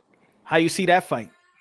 I got Devin Haney Okay. outboxing him. He's just too rangy, longer arms, probably fast. I think he faster. That jab is something else. He got good footwork, good defense. I think it's just gonna be Lomachenko not gonna be able to do the angles how he want to do on Devin, because all he gotta do is step back, throw a jab, step back, shoot another counter off his counter, things like that. So So you think it's gonna be an easy one for Devin Haney versus if he Lomachenko? go in there with the right game plan, like if he go in there with the and stick to the game plan, box smart, then it can definitely be easy. But we all know Devin Haney from boxing. Like I don't think he should go in that fight and change things up and try to walk him down. That wouldn't be smart. You're making it easier for Lomachenko. You know what I'm saying? So I think he should just box and just do what he's Do what he's been doing. yeah, facts. What about you? Another matchup, June 10th. Teofimo versus Josh Taylor. How you see that fight? I got Josh Taylor. I think Josh Taylor might stop him late. Yeah. Okay, all right. Josh Taylor, Raymond got stopping Teofimo Lopez. I think he's a lot of people's picking him the favorite to win. I think he's Teofimo Lopez is a major underdog. I'm going for Teo on that one. Yeah, major underdog. I think Teo is a major underdog on that fight. I think. Damn, Yeah. I didn't know he was a major underdog. I thought it was gonna be like at least like close, but I forgot. I seen it in Twitter. I'm not sure if that was an official minus plus, but I think he's more of an underdog than when he fought Lomachenko. Loma. Yeah. Damn. That's crazy. I think so. I could be wrong. Things switches up as well. Maybe. But I think he is going to be the underdog, though. Yeah, for sure. But if both of them come in their A game, right? Because I think a lot of people is paying attention also to how Josh Taylor looked versus Catterall, how Teo looked at versus Sando Martin. So they, what have you done for me lately? People are looking at it like that, Right. Yeah. But it's almost like if I looked at your performance when you had the draw, but I'm like, nah, I can't base the next performance on that. Yeah. If I'm looking at Raymond Ford, I'm gonna base on his A game going into the fight. Right. You know what I'm Yeah. saying? I think us fans sometimes we hold on to that last. The last fight. You only as good as your last fight. That's what they say. Yeah, I don't believe in that, to be Yeah. honest. As a Nah, fighter, do you I don't believe in either. that? Nah. And I'm not basing it off neither one of their last fight. I'm just going like off of the Stats. disadvantages. The disadvantages like T.O. smaller. I think he get touched a little bit too much. I don't think his defense is all that good. And Josh Taylor just been at that weight class longer than him. You know what I'm saying? And he been in way more dog fights. I think his experience is just going to like play a part. And I can see him hurting T.O. because T.O. got hurt before by smaller guys and smaller punches. I just think Josh Taylor is like he gonna have the most dog in him that he ever did face. I think he got more dog than what Lomachenko got in him. So I said Josh Taylor is going to be definitely his hardest fight. Josh Taylor could box and he could slug it out. Yeah, that's what I'm saying. With Josh Taylor, the only thing that he does get to the point, he sometimes gets into a dog fight where he don't need to be. He don't need to. That's what I was telling you about. Remember, I was saying like it's about me understanding when to do it and when not to do it. Like that. Yeah, I could see that. He definitely get into that too. Like but when he do get into that, he still win. Yeah. So but that's when he gets touched up. That I mean, it's almost like a gift and a curse, right? That's where he'll knock you down, but that's when he gets hurt. He so get now touched who's too. a better man? You know? Yeah. I mean, we're gonna see. We're gonna have to see because I haven't really seen like Teofimo's power at 140 like really hurting people. So we'll just have to see. Let me see. DHP Jr. Good looking out with a super chat, my brother. He said, I agree. Josh Taylor is about to put the pimp slaps and back slaps on your boy T.O. with the baby powder. T.O. is too emotionally unstable at the moment. Yeah. Hey, DHP Jr. Hey, good looking out with the super chat. I don't know, man. Let's see when the fight comes through. A lot of people is talking about his mental state. We gonna see though. We gonna see. Hey, is how they say looks is deceiving. You never know how a fighter gonna walk in that ring, man. Yeah, definitely. So you never know for sure. Like this might be the most focused he ever been for a fight. He probably doing way more than like this probably his best training camp. So you really can't sleep on T.O. But I'm just going off of like what I feel like. I'm going off of like the physical advantages and the experience. That's what I'm going off of. What? How many divisions you feel like you're gonna when it's all said and done? If it was up to you, and let's say you succeeding in all the fights that you have, where you see yourself, how many divisions you feel like? 4. Yeah. So 140. Yeah, 140. 140. Yo, 140 is lit though. It's getting lit because the guys from 135 is moving up. Ryan is moving up. T already moved up. You got Josh Taylor, Jose Ramirez. Right. You got Matias. We've seen Gervonta Davis go up there to 140.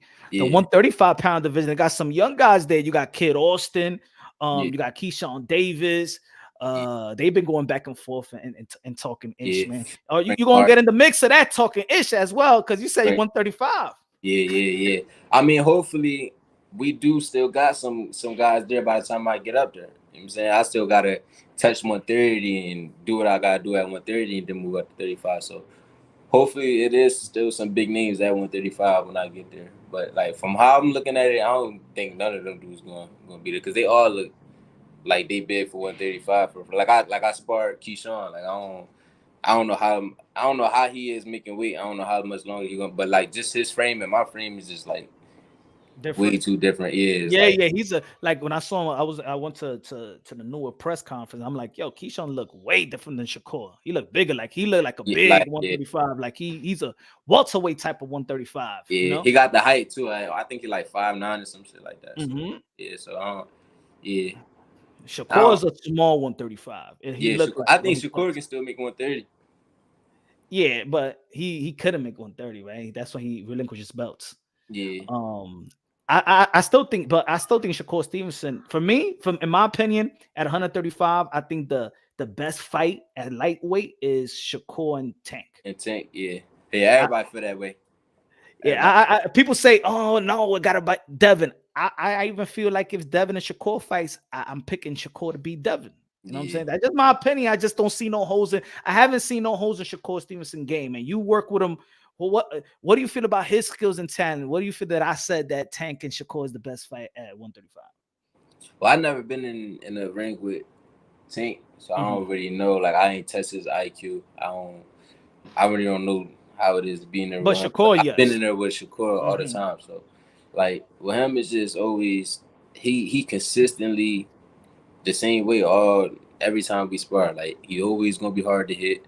He always got good accuracy. He always got good distance. Like, so and he's always focused.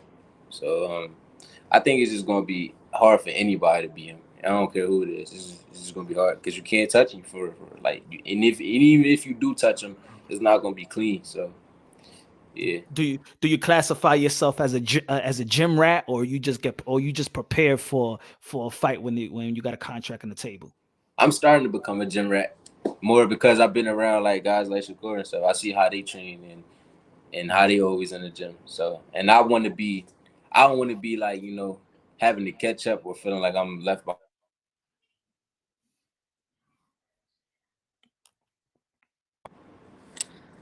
My bad, somebody was calling me. You hear me? Nah, yeah, you're good.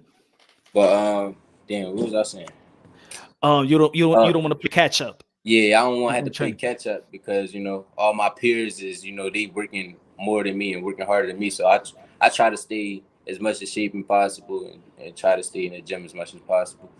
So when it is time to get in the camp and get ready for a fight, I don't gotta worry about getting in shape and it's just about sharpening like certain things up and working on certain things for my opponent. And I just want to be able to outperform all my peers. That's what I want to do. Like that's the point I'm at now. I'm more so looking at it like everybody competition. Like I want to outdo everybody's performance. Thank you. See, that's what I like to hear. No lie. Yeah, See, because I even asked Shakur Stevenson that time when I was in Newark, and I'm like, your name is always going to be linked to Shakur and I mean to Devin and Tank and Tio and yeah, Ryan. Like your name is going to be in the mix. When people going to say Keyshawn's going to say Raymond Ford. People say Casho Raymond Ford. Going to say Oscar Valdez. They're going, you know what I'm saying? Now your name right. is going to be linked, so it In the don't mix. matter. So it's all about performances, and that's why in the beginning of the interview I was asking you about. You was talking about if I go a whole decision, they're gonna say it's boring and stuff like that. So how Yeah. important it is for you to be entertaining, because how important it is for you. I think it's important. Like it's very important. But like right now, that's not my main focus. My Yeah. main like I start worrying about like my performances. Like once I get to that stage when I'm already solidified. Even though like I still do want to like look good and outperform everybody, but like that's not my main focus as of right now. Like my main focus right now is just getting to the world title. Yeah, So yeah. I don't care if the fight's gotta be. I don't care if I land 3 punches in a round. If I don't get hit at all, just to get to the world title, if that's what I gotta do, then that's what I'm gonna do. I'm gonna just play it safe if I have to. But if I feel like I can get somebody out of it, I'm gonna go for it. But right Yeah. now, for me, it's just about getting to the world title and solidifying my name as a world champion. But once I get there, then it's about pay-per-view sales and all that other stuff. Like I'm trying to get to that. So Yeah, it's like you say, it's a competition of outperforming one another, and I think that's what we're watching right now, right? You're gonna we next fight is gonna be what Haney and Loma, and people gonna be while we're watching that fight. right. If Haney takes a good shot, if he stumbles on the shot, everybody gonna be thinking about what about if it was Tank? Yeah, That's but the way that people look at it. That's the way people look at the fight yeah, nowadays. It they is what gonna it look is. at it. Yeah, they definitely look at it like that. But I feel like you can't do that though, because like Ryan and Lomachenko, two different fighters. You know what I'm saying? It Like, takes away, like yeah, people to just live in the moment and just yeah, what I'm saying. yeah. I mean, I understand it, but I'm mad that I don't like it that it's like that. Like I don't really like how boxing viewers view certain things. But it's part of the game. Like everybody gonna have their say so on things. So what? So by saying it's about we're talking about the fans, right? What Yeah, don't what do you want the fans to understand about fighters? You know what I'm saying? What do you like? What ticks you off about the fans? Like, come on, yo, man. Like, what you want fighters to understand about fighters? that we all human. You know what I'm saying? Like, ain't none of us perfect. They expect their favorite fighter or somebody that's booked about highly to be perfect every time out. Like, we can fuck up too. Like, you know what I'm saying? Like, You every can have a bad performance day. not, Yeah. yeah, like every performance not going to be what you want. It's Mhm. certain fighters who just not going to be going for it. Certain fighters going to be tougher. Certain fighters it's just different. Like, styles make fights. And that's really a true thing. So, like, you can't really say call a fighter a bum if they don't get this fighter out of there, or if they got a tough fight with this fighter. Like, we all still human, and we all, we all in the sport. Like, this is a sport, so that's what I just felt like they should put more respect on us. Yeah, it's true. You know what I'm saying? They collectively we should. Yeah, sometimes it's good to be comical. You feel me? Yeah, I'm a little comical and stuff like that. But for the most part, I do respect the fighters. You know what I'm saying? I do think that fans. There's certain fans they like to set up fighters for failures. Like I remember with Edgar Belanga's knocking everybody out, right? right. That Yeah, were like 16 straight first round knockouts. And yeah, then you hear, but let's see how he's going to look if he gets rounds in. Let's see what he does. Then he puts a couple of rounds in. Oh, he got exposed. But you yeah, asked for that. You didn't. yeah, You asked for him yeah, to put more rounds in. Now you're going to critique him and call him that he's exposed, that he's a hype job. Like, I think, the boxing world is toxic, yeah. but it is what it is. It's a brutal sport. So you're going to have some brutal fans. Yeah. I feel like don't they ain't nobody really going, fully like the boxing world not really gonna fully respect you until the end of your career once everything's said and done, and then they can look back just on the history like what you actually did. But like I feel like when you active, they're not going like you said, like they're going off your last performance. After every fight, they're going off your last performance. So like it's really hard to please them, but you know, Yeah, but I think your skills and talent is very pleasing to the fans. appreciate it. Especially when you put that when you fighting off that front foot and you go after it because you do got the speed, you do got the power, you still got the movement, Yeah, and then you look real comfortable out there, like you're having a good time, especially when you getting these dudes out of there, you yeah, know. So I like that. I like that about your style. I like that about you as a fighter. Um, yeah. Savage said, "Yo, Punch, Raymond Ford will have a long career. Smart dude. He needs a YouTube channel." Shout out to Savage. I got a YouTube channel, but I rarely post on it. But I like my cameraman, my photographer. He like pretty much run my YouTube, and he just posts like my training stuff on there, and like little episodes and things like that. Like from my last game, he was posting things like that. But See, but that's I a good try to, that's good feedback right there. People want to see, people want to know you, they want to see you, they want to. That's a yeah, good thing, though. yeah. I definitely start like telling him to put more out there for you for like my fans and stuff like that. That's what's up, Savage. Good looking out with a super chat, my brother. That's facts. It is a business, and people want to. Yeah, We're living in the social media world, so exactly. people just, we all want to be nosy. You feel me? Yeah, yeah, yeah, We want to know what you eat. yeah, We want to know who you date. yeah. Nah, that's it facts though. That's crazy. is right. Yeah, Like no but lie, like we be at social media and be like, oh, he posted a picture. Let me see if he comment on the picture when somebody asks him a question. Let me see what Raven Ford said to this dude. yeah, You know what I'm yeah, saying? yeah. It is what it It's is. wild. And that's another thing. Like I'm understanding, like boxing is just not boxing. Like it's a Mhm. whole lot more behind it. Like as an amateur, I didn't have to worry about the social media stuff and doing all this extra stuff. You know what I'm saying? But as a pro, I understand like it's all part of the business. Like fans, like they really want to tune in to everything, and yeah. So like now I'm just starting to like trying to build like all my social media platforms like YouTube, TikTok. I'm still trying to like work on my Twitter. I don't know if I can like I'm trying to get that down pat, but Instagram I'll try to drop as many videos for everybody, like training videos, because I know that's what they like to see, and they just like to see my skills and talent. So I get a good feedback once I drop videos, and then I just keep try to keep staying consistent with it. But I'm gonna start trying to do more though for sure.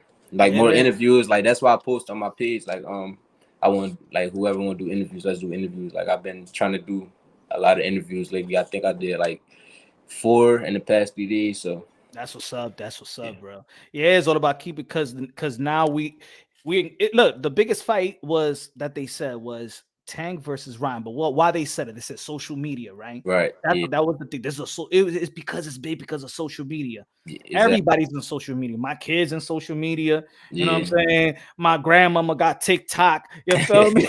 Yeah, nah, that's facts. So Nah. it's like it's not like before where it was just the internet thing. Now it's just life. You know, Yeah, people yeah, make it's a money part out of of it. You know. yeah. Yeah, so like I'm starting to understand it all though. Like I think as time go on, I'm gonna get a whole lot better with everything. Yeah, man. Hey, there's a lot of Twitter wars. You know what I'm saying? It's like, Yeah. I know it's lame. It's lame, and people just be looking at, hey, yo, you heard what Spin said about Bud? Yeah. Like they don't do interviews, but It's they go entertaining. any little tweet, any little emoji. Yo, we're Mhm. gonna make video about it. You heard what Earl Spin said? This that means he's gonna Right. fight. He's gonna fight in July. Right. That's all it is. It's entertaining. So like whatever is entertaining to the people, like that's what we gotta deliver. We gotta, do that. So and I still like that's what I don't have. I don't have nobody to like go back and forth with. So I'm like looking forward to stuff like that, like finding somebody that, pick on so we can go back and forth on. Oh, we're gonna do that for you. Social Don't media. worry. The boxing words are gonna pick somebody. See, now that you say that, we're Yeah. gonna be like, all right, all right. Raymond Paul needs somebody to pick on. We're gonna entice somebody, you know what I'm saying? Sure. Somebody be gonna call out your name, you're gonna be like, what the fuck is he calling out my name? Yo? Who set this thing Nah, up? I think I'm gonna be happy. Like if I see somebody call out my name, oh yes, it's time. Like it's finally my time to shine. Then I can show y'all my personality, how I talk shit. Like it's gonna be this. There I'm go. gonna be ready for it. Man, we're gonna go down the list. Let me check the list by the night. You're gonna have somebody calling you out like crazy. We like, yo, Punch Wrong Boxing said this about me. What you said in that interview, Sean? And then get Raymond Paul going. Whatever you said, I said that shit. All right. Watch it. I'm a creative. Hey, yo, Chris, you say you ain't from Brooklyn like that, all right? You know? You really from Hackensack, Jersey. Stop playing around. I love. That's another reason why I love to fight Chris Cole, because he gonna talk and he gonna bring that out of me. So like it's gonna be real entertaining. Like the fight build up. Like I can't wait for my moments like that. Like right now we ain't fighting nobody that's doing that though. Like I'm not fighting nobody that's really talking. So when somebody get to talking, then my inner self gonna come up. That's what I'm talking about. Yeah, man. The what they call it, not the ego, what they call it, the alter ego. Yeah. Alter ego. That's what I'm talking about, man. See, I see it. Hey, yeah. He's kind of nah. Raymond Ford, like he's gonna be sniping dudes up.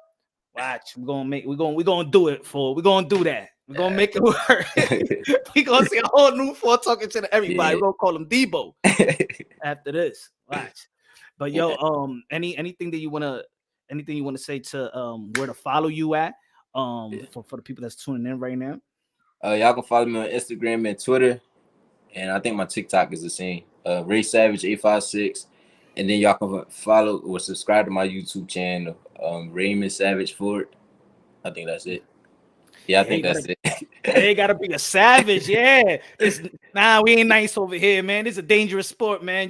There's too much money on the table, man. Yeah, it's definitely too much money on the table. Like, and that's another thing. Like everybody can eat, and we don't need no haters and none of that. Like everybody can shine. You know what I'm saying? So yeah.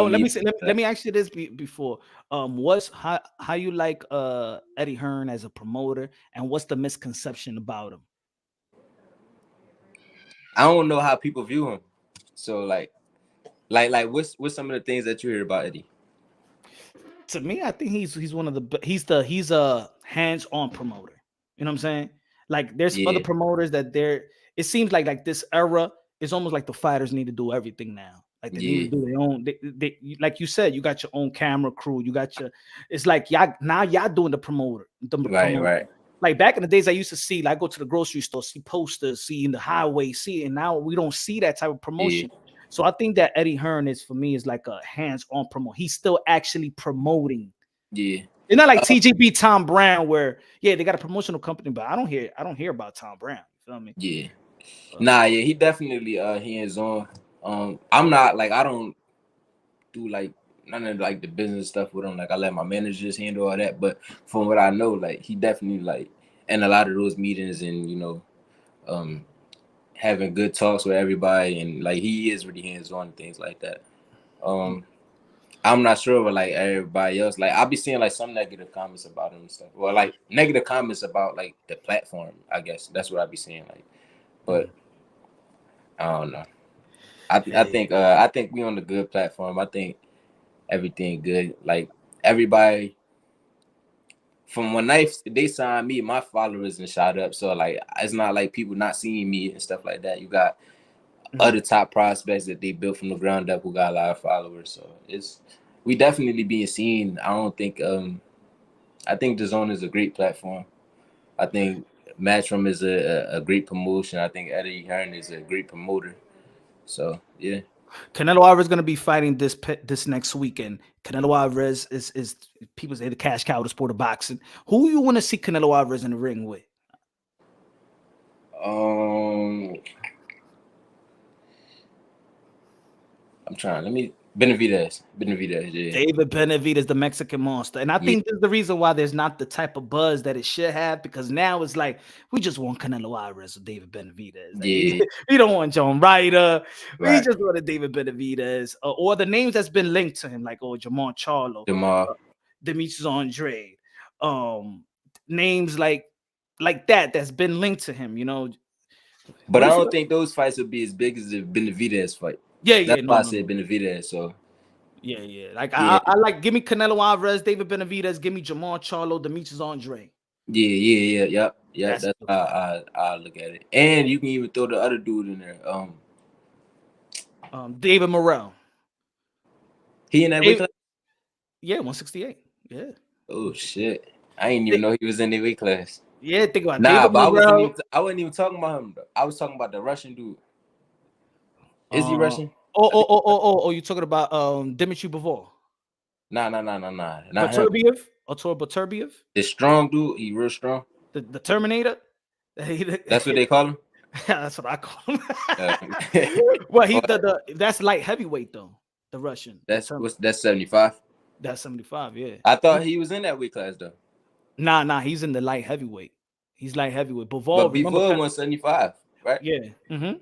He moved up because Canelo moved up to fight Bivol. 75. But 168 and 168. He cleaned out 168. Then I want to see him fight that guy, the Russian dude. I don't know his name. I don't know how to pronounce his name. You know, they be having some crazy names. Well, you got Artur Baturbiev and Bivol. Those are the only champ. I want to see the undisputed with that. You know what I'm saying? But they the only two with belts. Yeah. Bivol and Baturbiev. Baturbiev got 3 belts. Bivol got the WBA, but the WBC is not sanctioning the fight because of Russia, and they just don't want to sanction the fight. That shit is. I think that's wrong, in my opinion. Yeah, that's wild. That's wild. That's crazy wild. Sis, I good looking out. It's business, right? But but you taking away a good fight from there. You taking away from his legacy because he's 38 years old. Like, he ain't here for who? Baturbiev. Damn, he's 38. This shit. Yeah, you know how some of these they did their work in the amateurs and become late. Good looking out, Cesar with a super sticker. Good looking out with a Cinco Dola, my friend. Good looking out, my friend. Yeah, I would like to see that. I would like to see. I mean, Canelo Alvarez could get his get back versus Bivol. You know, that's another good fight. I don't think you're gonna beat him though. You don't think so? Yeah, I think he's just too big. At least the other dude, I don't think he that tall. He not as tall as before, right? And Styles make fights. So they'll be like banging. I think that's why I want to see that. That'll be a crazy fight. Yeah, that's a tough fight.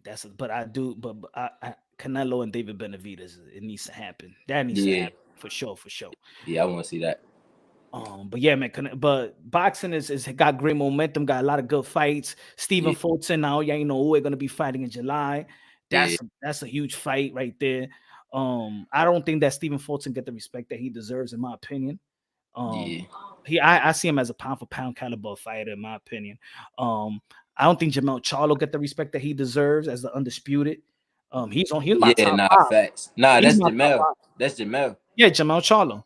I thought you That said Jamal. no, Nah, no, Jamel. yeah. I said the same thing about him in the interview too. I felt like he was slept on. Like he cleaned out the division, fought all the top names, and he don't get that much credit. So Very underrated train. I mean, underrated underrated fight. resume. Yeah, Yeah, facts. he beat Trout. He beat Charles You Hatley know when what it, Charles Hatley was the man. you know what it is? It's a popularity game. They not even Mhm. going off stats no more. It's a Yeah, that's popularity that. game now. Like they don't care about which who did for real, for real. It's different. It's different times now. It's nothing we can really do about it. Now that you know that's like this, now I gotta go. Now I gotta do a little TikTok now, man. Yeah, After the facts. interview, I gotta go do TikTok because It's a popularity game. Like it's a circus for real. Like I don't. It's just different. Like, but me, I'm going to try to like take over both, be as much as popular as I can be, and still win titles, and really definitely. make a name for myself in the actual sport, not just in the world or in this little circus that they got going on. I think if the business of boxing understand if the business of boxing is adopting the model of social media, then they Yeah, will have to run their business and stop over marinating fights because if social media is about instant, we're living in an instant world. You know what I'm right, saying? right, fact. We want things right now. So I think the boxing where it needs to change is this over marinating fight. If Yeah, Raymond Ford versus Castro is good right now, that's what the boxing fans are right, asking make it for. Just give it to us because right. by the time we see you fight somebody else or Castro fight somebody else, he loses. That's it. We lose inches. Now we're moving on Right. to the We next. don't want to see it no more. Yeah. So just Nah. give us the fight that their legacy and the thing. And you know what it is also is that when the fans are asking for the fight, we're asking for the best fight, your legacy fight. So it's not like we're asking for some dumb fight, like it's not good for Raymond Ford. We asking for the Right. best fight for him, and the timing is right. Let's get the fight. Let's go, baby. Yeah. Let's go. I think the promoters kind of be scared of like, because like majority like of the fights they be like different promoters, different sides. So like they try to certain promoters might just be having too much ego. They don't want to go to this platform, that platform, or they don't want they scared for their fighter to lose their belts or whatever they got going on. And if they lose, is their money gonna go down with that fight? You know what I'm saying? So it's still gonna be a business, but I don't know. I It just is. stay in my lane, do what I gotta do for myself, and just I fight. That's what I do. I do my fighting, and I got advisors that help me with other things. Yeah. And I focus on that on my off time. But when it's time for me to lock in and get ready for these fights, that's what I'm doing. Shout out to Real American Fan. He said, shout out to Punch Boxing, Raymond for speaking facts. It's definitely a popularity game. Yeah, for sure. Good looking out, Real American Fan. Appreciate that. So my brother, don't want to hold you up. Keep on doing your thing. We're gonna be here supporting you, watching your fights. And good looking out with the interview, man. Appreciate you for your time. So I appreciate you, bro. Thanks for having me. you're welcome, brother. So take care, brother. All right. Shout out to Raymond Ford. Tri-Stereo own Raymond Ford, trying to get these fights in. He's been one of the most active fighters in the sport of boxing, y'all. He's been one of the most active even throughout the pandemic. Like I think Raymond Ford had like 9 fights since 2000 or since the he's been fighting like on the reg. So Matchroom Boxing is doing a hell of a job with Raymond Ford, just keeping him out there, keeping him seasoned, and giving him some good opponents. You know what I'm saying? Not giving him no type of easy opponent, giving him some good opponents and stuff like that. Yeah, he had the draw hiccups a couple of years ago, but he's been looking good. He's been looking more powerful in the teaching and the tutelage, also of Coach Anthony. He's been doing a wonderful job with Coach Anthony. I like their chemistry. I like the way they've been building. I like that he's becoming a gym rat, sharpening his tools with other great fighters like Bud Crawford, like Shakur Stevenson, who I believe is one of the best fighters in the sport of boxing today. So he's in the right. He's working with the right people, training with the right people, sharpening his tools with the right people. So shout out to Raymond Ford. So, ladies and gentlemen, good looking now. Again, with what we was talking about earlier before Raymond Ford hopped on the live. I think we got to give credit where credit is due, man. Look, if Gervonta Tank Davis did his thing, stop trying to take away. He was the A side. No matter it don't matter. But look, we understand we was all frustrated with the rehydration clause and the catch weight. And at the end of the day, he was the A side to a successful pay-per-view fight. You know what I'm saying? Raymond Ford said,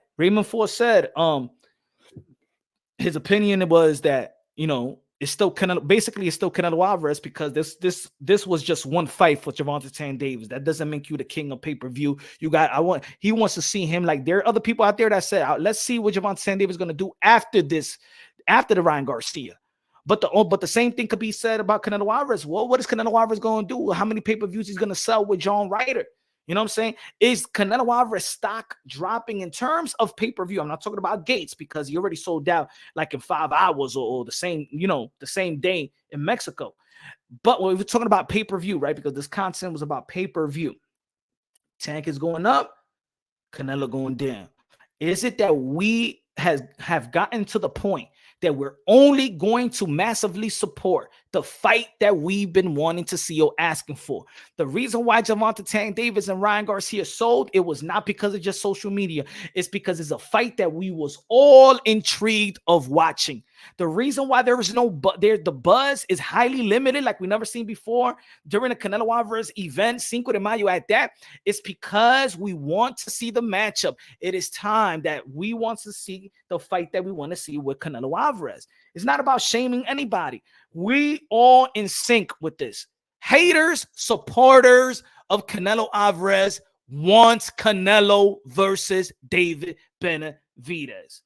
Let's stop looking out for creating narratives or debunking the narrative or trying to devalue or discredit a David Benavidez or Canelo Alvarez or whatever. That's the fight that we want to see. If Canelo Alvarez brings us that fight, he is the A side. He gives us the David Benavidez versus Canelo Alvarez. Everybody will buy it, and then we won't have to have this ultimate discussion about who's the pay-per-view king, because if Canelo Alvarez brings us that David Benavidez fight, he will stand as the pay-per-view king and continue being the pay-per-view king. But if you got other guys stepping up like Gervonta Tank Davis and giving us the fight that we're all intrigued of, and Canelo Alvarez is going to follow up with a fight that we're not intrigued of, then don't get mad when people's going to say, you know what? There's a new pay-per-view king. And look, we wasn't paying pay-per-view for Canelo Alvarez before. We wasn't paying. We had a DAZN description, the DAZN subscription. Well, let me tell you like this: DAZN hiked their prices up by the hundreds. Shit, I was paying $100 a year. Now it's $227 a year. No. I'm gonna give it. No, wait. Look at this now. Look at this. Plus pay-per-view. Hold on. And look, I'm not a person that complains. But if you're a subscriber of DAZN that said that pay-per-view is dead, that's why we signed up to DAZN, right? Let me see if I can find it right here. Hold on. Check out the email. Let me see if it's here. Let me see here. Price increase. There you go. Look at this. Think about it. When you get an email like this. Look what I was paying, folks, and this is the email I get. Look. DAZN Stream Live Sports increasing the price of subscription from $100 to $224.99. I was paying $100 a year. And now, starting May 8th, right after the Canelo Alvarez, this is how the way they're going to get me. This is the way they're getting me, y'all. This is the way they're getting me. They know that Canelo Alvarez is going to be fighting when? This Saturday, right? It's going to go to the evening. And right there, I'm going to tell you, like, this is going to happen, right? I'm going to be watching Canelo Alvarez on the 6th, Sunday the 7th, right? We talking about the 7th, and the next day, I just paid a pay-per-view for Canelo Alvarez, and boom, me van a quitar los $224. Mira cómo son ellos. Mira los palomos. Mira, robbery me. They robbery me right now. Huh? We're gonna be talking about Canelo Alvarez and stuff like that. I pay my pay-per-view. There's gonna be what? How much is the pay-per-view for Canelo Alvarez? Either when I pay my pay-per-view this Saturday to fight Canelo Alvarez, y después the next day me lo van a quitar $224. They son like that. No, y mira, yo estoy pagando por John Ryder. Es John Ryder que yo estoy pagando, eh. Mira, me están robando la gente.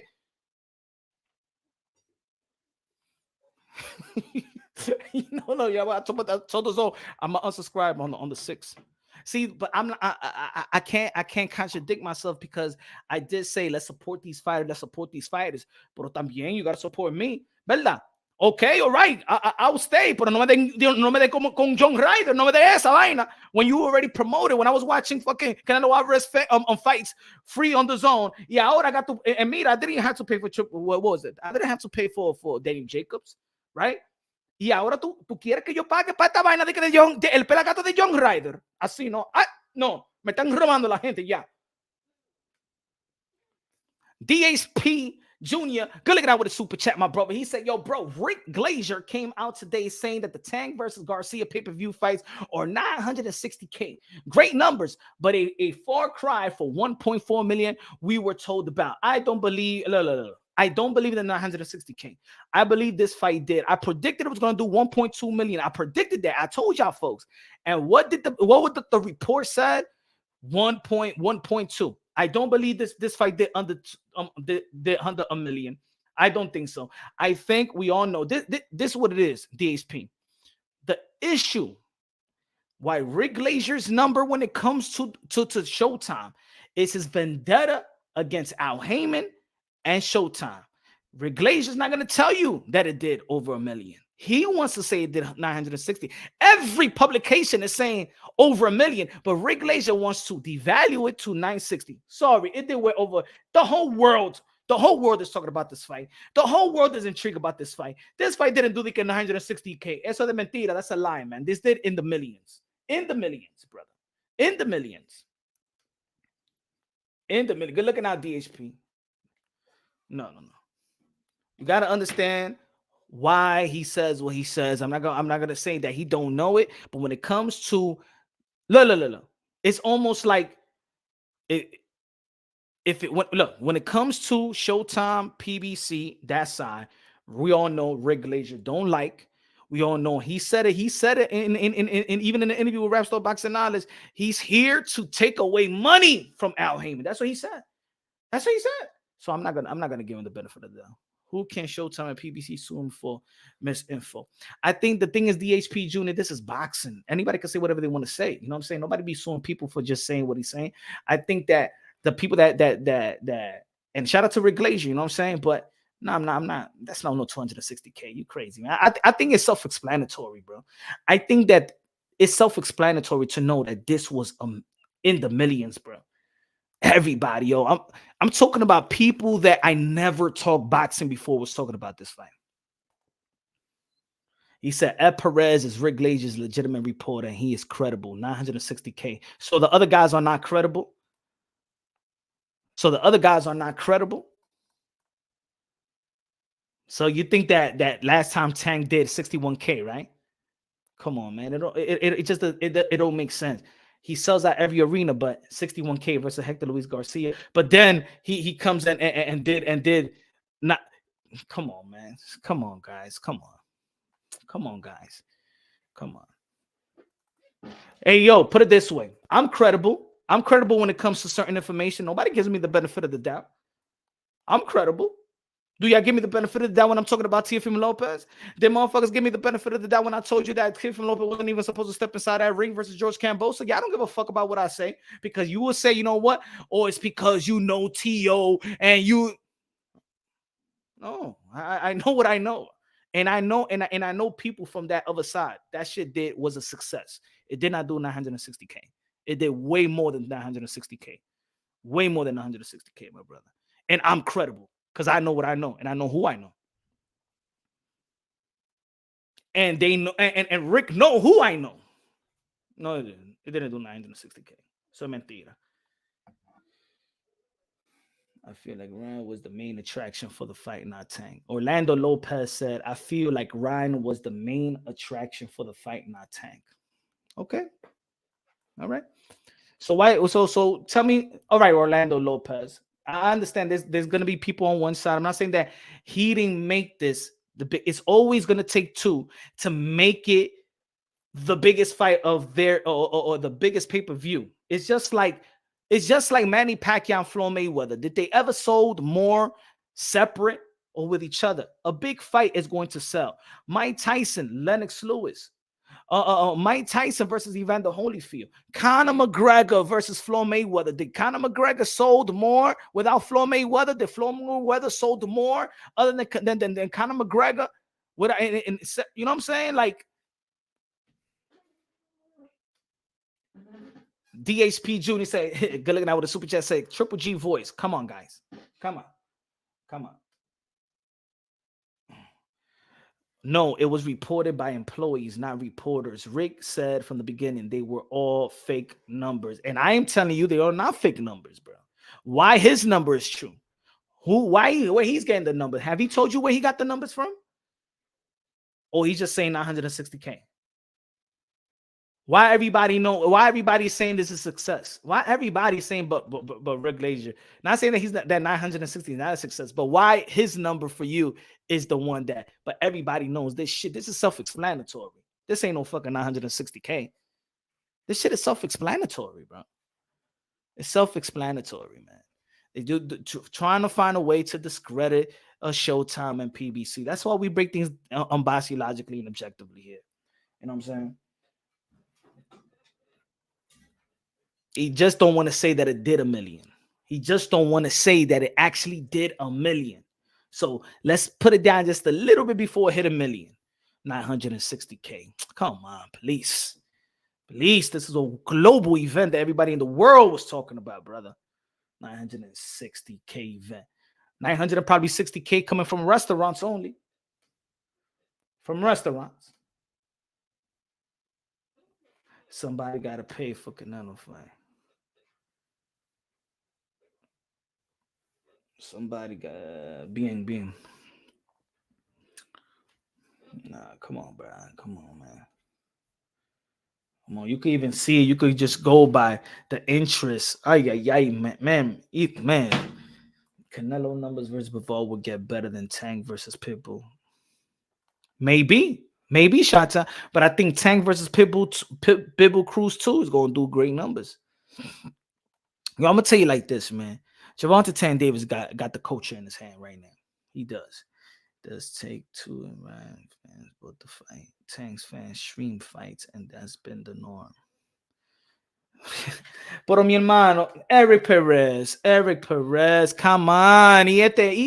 Why is he's my brother? You said it does take two and Ryan's fans bought the fight. Tank's fans stream the fights, and that's it. My brother, Ryan comes from the streaming service, bro. He comes from the streaming platform. Ryan Garcia comes from the app atmosphere. What are you talking about, stream? When did Ryan Garcia sell out? When did Ryan Garcia sell out an arena, my brother? Why is it so hard to give credit? Why is it? What is it, guys? Let's be real. What is it, guys? That y'all don't want to give Tank Davis any credit for being a pay-per-view success? Who's the A side? Tank. Who sells out arenas from East Coast to West Coast? Barclays Center, Atlanta, Washington D.C., Vegas, and California. Who's the guys that's done pay-per-view events? But it's Ryan Garcia that his fan brought everything. His fans haven't bought anything before this fight. If his fans buy anything, why he didn't go why it wasn't a sold out crowd versus Javier Fortuna? Come on, man. Come on. This is the community. I just want to go against the kid. Y'all are competing with narratives. That's what it is. People don't like that. People are saying that Gervonta Davis is a pay-per-view king because they feel like they're trying to play Canelo. And there's a lot of channels out here that hates on Canelo Alvarez and create narratives, right? So you're not hating Tank. You're debunking the narrative. You're trying to debunk the narrative because y'all don't like the narrative. That's what it is. That's what it is. Randy con los 20 pesos a comprar gasolina de 93 Exxon vengo. Good looking out. Appreciate you, Randy. ¿Qué le pasa a esta gente? Dice Randy, pero dale crédito al tanque. Pero dale crédito a ese hombre. ¿Qué le pasa con la gente? ¿Ah? ¿Qué le pasa con la gente? Bien. A Randy. Oh, he sold 200. He's not a star. He's a star, bro. He's a star. You think that because he has only sold 200K, you think he's not a star? My brother, everybody know who Tank is. He's a star. Guys, y este hater que usted está viendo. Saying that he's a star doesn't mean that mira, Gervonta Tank Davis is a star in the sport of boxing. Gervonta Tank Davis is one of the faces of the sport of boxing. Gervonta Tank Davis right now in the sport of boxing has the most pay-per-view buys right now. Those are the facts, okay? Nobody's saying that Gervonta Davis is a pay-per-view. I mean, I'm sorry, he's a pound for pound. Nobody's calling him a champion. Nobody's saying that he accomplished more than Canelo Alvarez or any of the champions right now. Nobody's saying that. He's not on my pound for pound list. He's not have more accomplishment than the likes of not even Josh Taylor. He has more compliment. He don't have more compliment than Teofimo. He don't have no more compliment than Devin Haney. He doesn't have no more compliment than Jamel Charlo with Viterbi and stuff like that. No estamos hablando de eso. We're talking about that pay-per-view numbers is 1.million lo que le están diciendo. Y ustedes dicen, no, era Ryan Garcia. Cállese la maldita boca, no era Ryan Garcia. He's not the A-side. That's it. ¿Y qué le pasa con ustedes con este hater rey? Huh? What's wrong with y'all, man? Golly, man. Hey, yo, I'm gonna tell you the truth, man. If y'all don't like these channels that's always talking shit about your favorite fighter, if y'all don't like these channels that always talking shit about Canelo Alvarez, because it's that shit that got y'all like that. It's that shit that got y'all, some of y'all like that. Trying to go back. No, he's not. He ain't not a real superstar. He's not the real face. He's not the real pay for pound. He didn't do nothing. Who's he fighting? Nobody's talking about that. You guys are so drowned into watching who y'all hate. And you know what? These guys become successful in their channels because it's their haters that watch them. It's their haters that watch them. Punch is easy to make the most money.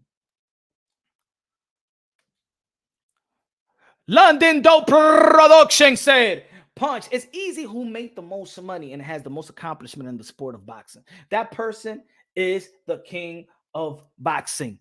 We didn't say the king of boxing. We said the pay-per-view king. If the pay-per-view king, mira, if I beat you, you crown me.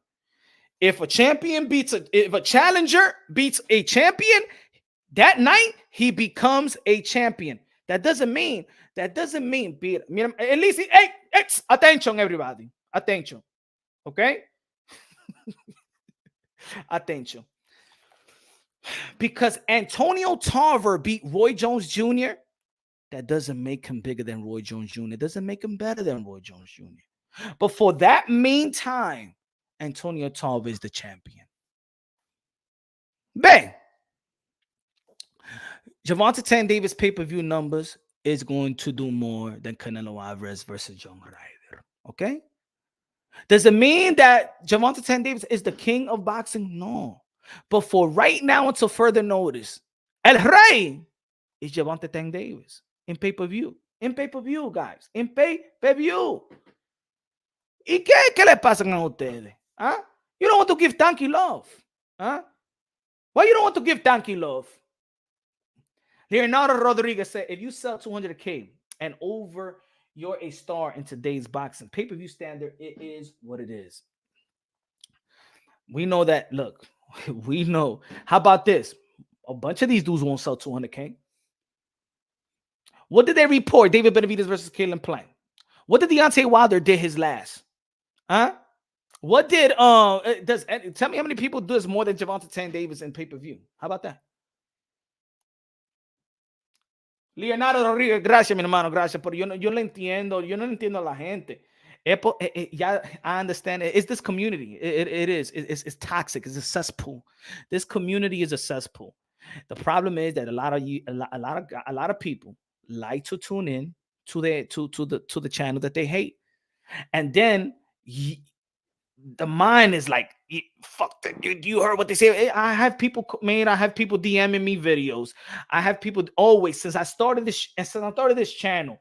Always people that I used to leave my email in the description. I used to get emails every single day. Yo, Punch, you heard what these guys said. You heard what Dante Boxing Nation said. You heard what the LDPC said. Yo, every single day. And you know, I got to the point, pero deja de estar yendo allá, mi hermano. Deja de estar yendo para Caca TV. And now we got to the point. Oh, yo, Punch, you heard what Southpaw said. Yo, I want you to whip his ass. Deja de estar yendo para esa maldita. Stop going to him then. And that's the thing. That's the issue with people is that the thing is you don't hate Tank. You're not trying to take credit from Tank. It's that you hate the channel that give credit to Tank. And you hate the channel that this Canelo Alvarez. So you be like, no, I'm not going to give in. I am not going to say that about Tank. No. Because Caca TV said it, I'm not going to say it. Even though he made because the group said it, the groups that hate Canelo said it, I'm not going to, no. Eso es problema. Eso es problema. Ese problema.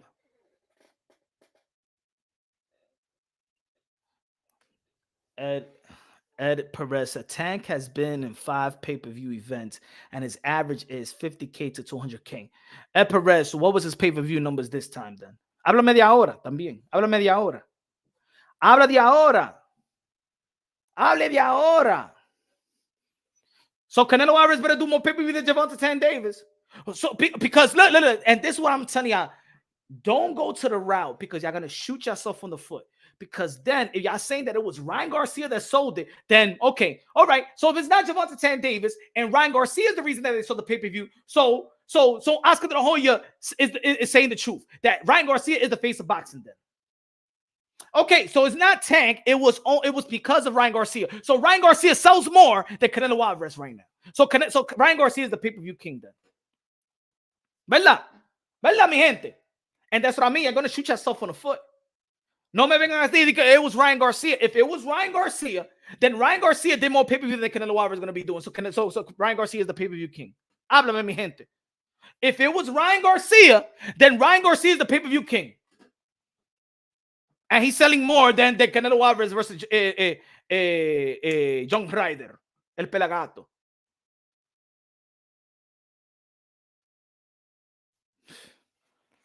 Come on, my people. Come on. What is it? What's the hate? Háblame. Hey, yo, you know what? I want y'all to be real.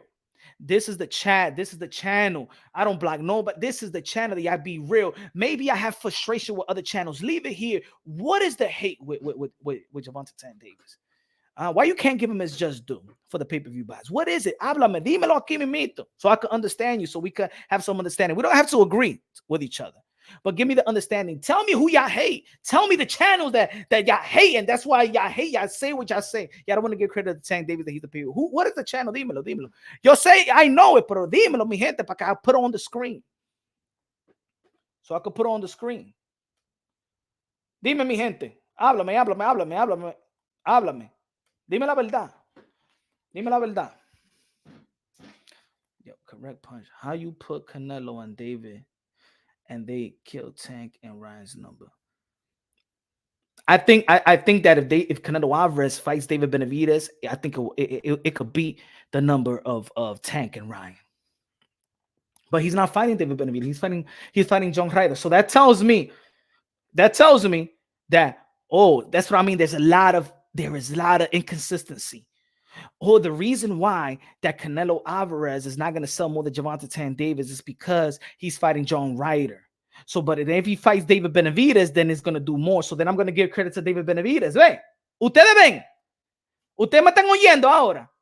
If think about it, The narrative is, mira, Perez, listen to me. Attention, Perez. Attention. Perez, humble your mind. Mira lo que te voy a decir a ti. Earlier, you were saying that it's an average that Gervonta Davis sells 50K to 200K, right? And the only reason why he sold pay-per-views this time is because of Ryan Garcia. Era Ryan Garcia, pues, ¿verdad? In your mind, it's Ryan Garcia. Okay. Canelo and John Ryder.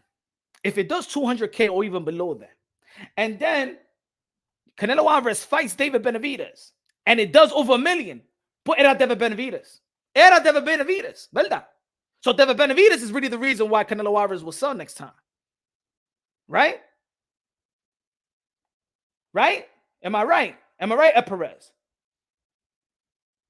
If Canelo Alvarez only sells 200K or below that versus John Ryder, and then he fights David Benavidez, and then he does over $1 million, so it was David Benavidez at pay-per-view star, pues. ¿Verdad?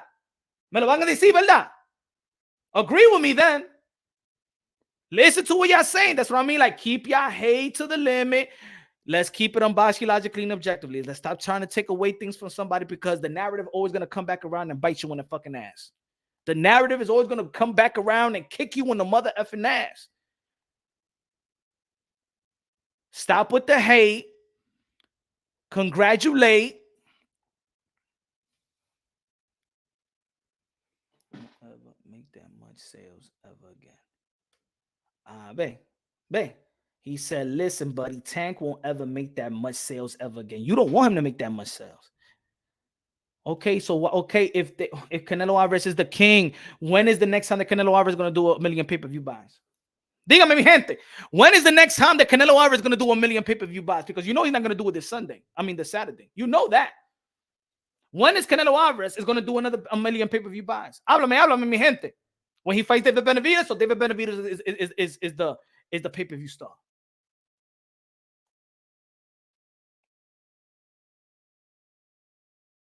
Y'all don't want Tank to do a pay-per-view million pay-per-view again. It's because you don't like people to say that he's a pay-per-view king. That's what it is. It's not had to do with Gervonta thing. It's because y'all want to enable a narrative. Y'all want to hold on. Y'all don't want to give in. Y'all want to hold on to something for whatever narrative there is in this community. That's what it is. Yo no entiendo la gente. I'm talking about pay-per-view. Lo que hace que Canelo Alvarez is for me the cash cow of the sport of boxing. Canelo Alvarez es el rey de boxeo. Yo no te dice, I'm talking about pay-per-view. Pay-per-view, mi gente. Quédase con el pay-per-view, mi gente. Con el pay-per-view. Yeah, man, that gente, man. Damn, man, these channels have contaminated my people, man. Because y'all don't got a clear head anymore, man. Contaminated. How much you want to bet if I check each and every one of you? If I check your history, your YouTube history. If I check your YouTube history, how much you want to bet y'all been looking at those channels that y'all don't like? And then y'all stay with that emotion. Eso es el problema de ustedes. What was Triple G's numbers punch? Ni sé yo. I don't know, man. That was what one day for. The Triple G number, I don't know. Not more than Tank. No, let's Google. Porque I see how we get it on. Let's see. Espera. Canelo versus Triple G. 3 pay-per-view buys. Okay. All right. He and bad left hook. This shows up right away. Mira, that includes pay-per-view and the zone subscription worldwide. This fight did not do 1.0 million pay-per-view buys in the United States. Darren Fields reported that the fight did 575 buys in the United States. So mira.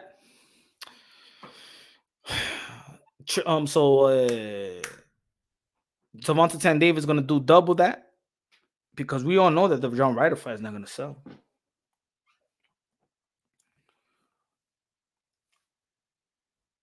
Hold on, when you get when Canelo fights Benavidez, it will be over 1 million buys because Canelo fans will buy the fight. It takes two, but it doesn't mean Benavidez fans will carry the fight. But how we know that Ryan Garcia fans carry the fight if they never carried him? How do we know if it was Ryan Garcia's fan that look? We know that Tank sells out arenas. We know that Ryan Gar fans never sold that in an arena. Never sold that in an arena. And he never fought on pay-per-view. And how much you want to bet that a bunch of the social media that brings is not the zone subscribers? I bet. Don't compare what you see in social media. Don't think that those fans are subscribers of the zone. Because remember, the social media is not in tune with the zone. Esos son a los fanáticos también de Gervonta Davis, mi gente. Deja la pendeja. Deja la pendeja, señor, man. Ustedes sí son, man. Kevin Effect said Canelo versus Ryder is the fight of the year. The most competitive fight in boxing. Psych. Hey, man. Hey, all I'm saying is the reason why Gervonta Tank Davis is now the pay-per-view king until further notice is because Canelo Alvarez didn't pick the proper opponent to stay as the pay-per-view king. That's on Canelo and his team. That's on Eddie Hearn and his team. If you would have put David Benavidez, can you imagine? Can you imagine boxing if Canelo Alvarez versus David Benavidez was the follow-up to Gervonta Tank Davis versus Ryan Garcia? Can you imagine if Canelo Alvarez would have done what we all wanted to see? He had the power. David Benavidez was in position. Can you imagine where boxing would be then? If Canelo Alvarez would have fought David Benavidez Cinco de Mayo, can you imagine boxing? Boxing will be the #1 sport in the country again. It will be because with Tank and Ryan, and then 2 weeks after, we got Canelo and David Benavidez single-handedly 2 fights will put boxing where it was back in the 80s and 70s as top 3, top 5 sports in this country. Todo Canelo Álvarez quería el pelagato de John Ryder. Coño, man. Tank and Ryan did 900K. Stop lying. Mira. Di que Tank Ryan did 900K. Huh? Espera, dame poner. Espera. You's a liar! La cotorra is not going to live here, bro. Okay? Be liar. Stop it, okay? Be liar, stop it. Stop being a hater. It's not healthy to be a hater. Okay? It's not healthy to be a hater, my friend. Deja la pendejada ustedes, man. Ustedes, y'all just mad. I don't even know why. Y que Gervonta Davis didn't beat ya baby mama or ya sisters. Who is it? The sister. If that's your sister, the guy that Gervonta Davis dragged the baby mama outside of the arena. Y'all be acting like y'all be acting like Tank Davis took y'all out of the arena or something like that. Coño, ustedes sí son palomos así, man. I don't want to be real, bro. Tito, say yo punch. Didn't you say Tio drove that 4 million views for ESPN when he fought Loma? Same concept here. Tank never generated that many pay-per-view buys, so Ryan drove those buys. Canelo has more cumulative pay-per-view buys. No, what I said is that Teofimo Lopez and Lomachenko did 4.2 pay-per-view views. I never took no credit away from Lomachenko. I never took no credit away from Lomachenko. I'm saying if we're gonna discuss Teofimo Lopez and somebody else like Teofimo Lopez, it's Teofimo Lopez. Yeah, he banked those numbers. The same way I talk about Manny Pacquiao and Keith Thurman. Yes, implement that Ryan Garcia, but also implement that he is the one. He is the one that's also bringing in he's the one, the pay-per-view guy. He's the one that's been selling out arenas. Ryan Garcia is not selling out arenas, bro.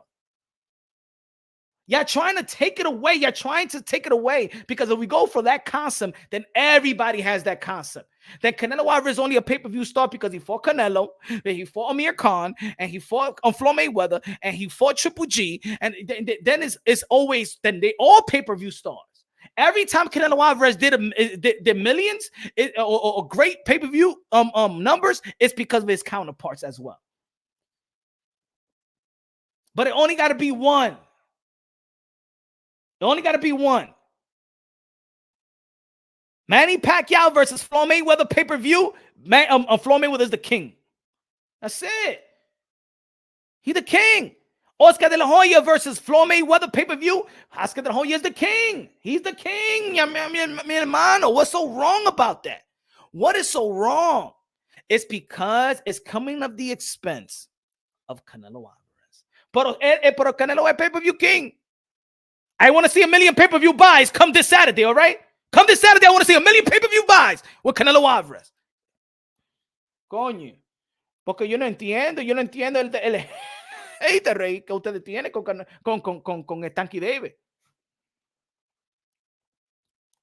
He says Stank Davis versus Queen Garcia was garbage. Maybe you watched the fight. I ain't said about nothing about how the fight went. On TikTok was like 5K viewers on just one channel. Canelo will not surpass. Kevin Effect said, yo, Canelo will not surpass 1.2 million until he fights David Benavidez. Facts. I think so too, brother. Unless if he fights David Benavidez or Jake Paul. No va a pasar. No va a pasar.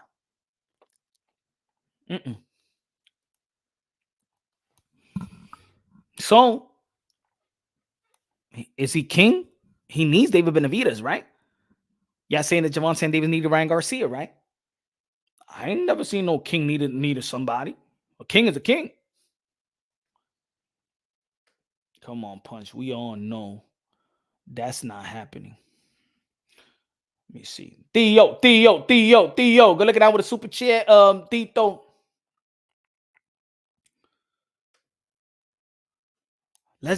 We're fans, right? Let's be happy. Matter of fact, maybe this put pressure on Canelo Alvarez to be like, you know what, shit. People really didn't want to see this fight. And yeah, they could use the narrative of this is just it's in Mexico. So what? It's a world sport.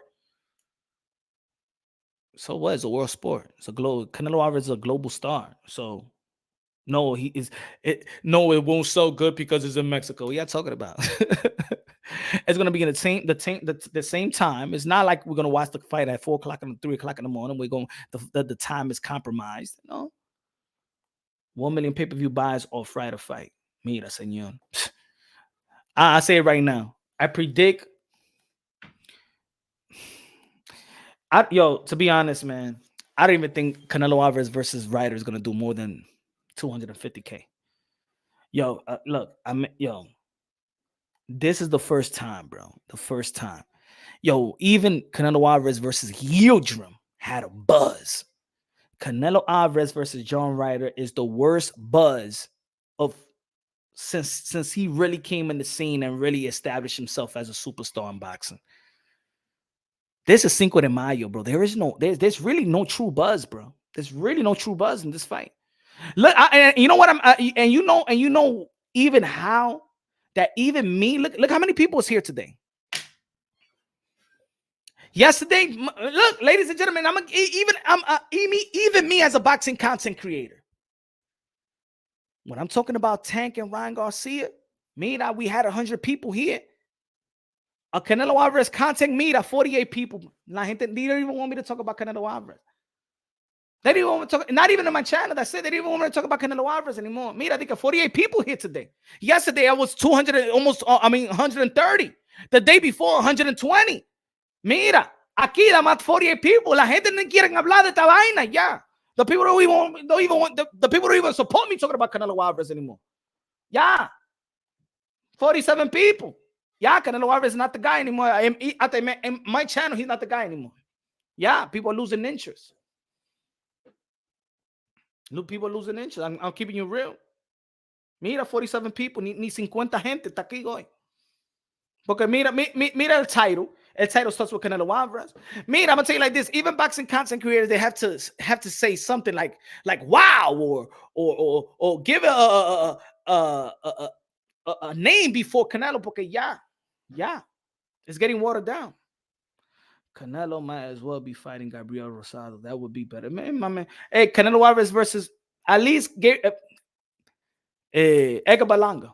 Por este tipo, ¿quién conoce a ese tipo? A este tipo. Y yo te lo dice, yo, I would say it like this. It would have did better, way better if it was Charlo Demetrius Andre. But look, the haters gonna hate it. The haters not gonna like what I said. Ladies and gentlemen, what you would have been more intrigued if it was young Ryder or Demetrius Andre. Dime ahora. Ahora va a decir that I'm hating, right? They don't like when I talk about Demetrius Andre, right? What fight you rather see better? Pelagato de Young Ryder or Demetrius Andre and Canelo Alvarez that already had a history and stuff like that. The guy that brought out Cartelo. Dime. Not even the UK people is talking about John. Nobody knows. Not even the UK people know who John Ryder is. Not even the UK. Not even the UK people know who John Ryder. A guy with 5 losses. Y esa vaina. That got in position because of the Zach Parker broke his hand. Nobody even remember the fight.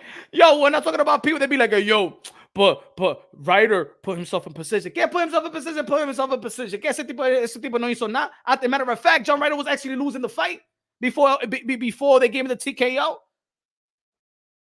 And if they would have stopped the fight in the 4th round, they would have given that fight to Zach Parker because he was up in the scorecards. So no, John Ryder did not earn the right to fight Canelo Alvarez. You want to know? Better. Homework. Oh, man.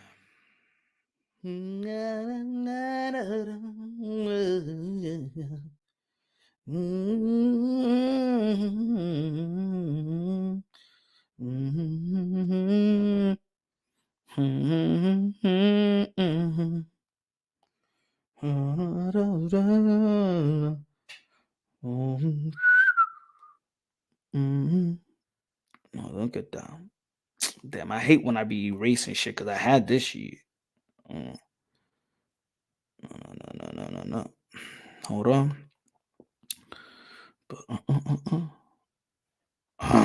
Right. Back.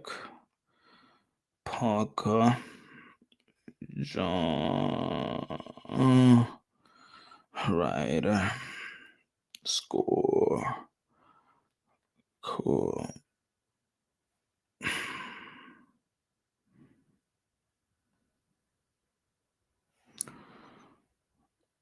Parker versus Ryder.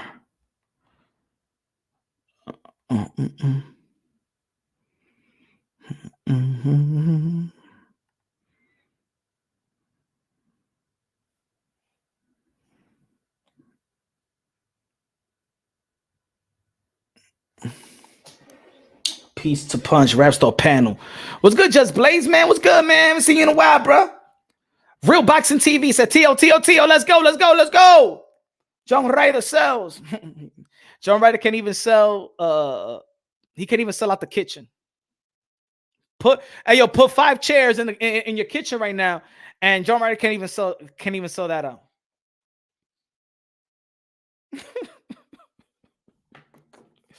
Hey, yo, John Ryder can't even sell out a kitchen.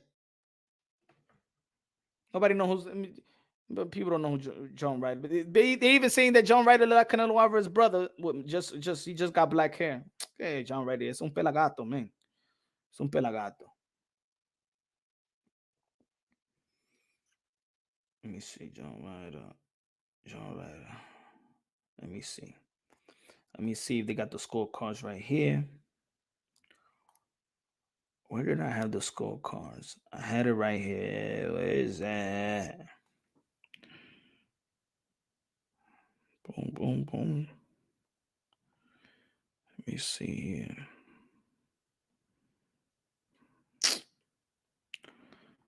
Damn, man.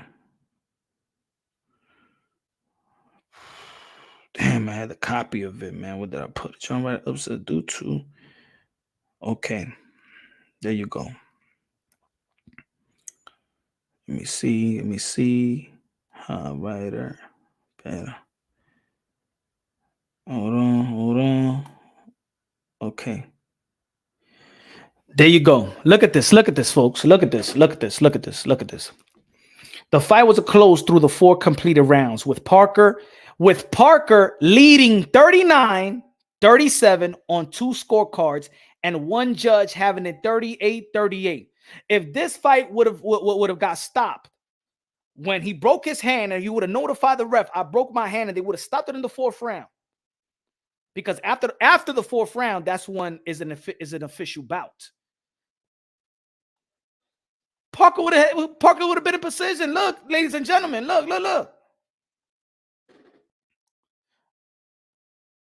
Parker leading 39-37 on 2 scorecards and 1 judge having it 38-38. Ryder wasn't even winning the fight. Ryder didn't deserve a Canelo Alvarez. That's what they wanted. That's what they want to promote. Ryder did not deserve a Canelo Alvarez fight. Real Boxing TV, bro, reports true that Ryan wants back with Eddie. I don't know. I think that's, I mean, to be honest, there wasn't a real problem with Eddie Reynoso. I think that Henry Garcia is still friends with Eddie Reynoso. So there's not a really, I think the problem is that Canelo Alvarez threw Ryan Garcia under the bus. But the problem it's not a problem with Eddie Reynoso. Ryan Garcia is still cool with Eddie Reynoso.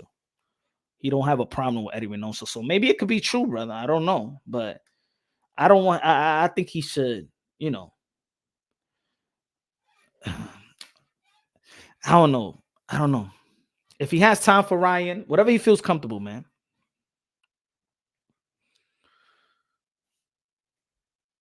Never underestimate. That fight was garbage punch. They forgot before. I know. Yo, Kevin Effect. We all know that fight was garbage. We all know that John Ryder didn't earn shit. The only reason, Kevin Effect, you know this real well. The only reason that people wants to say that John Ryder earned a shot with Canelo is because they want to enable a narrative.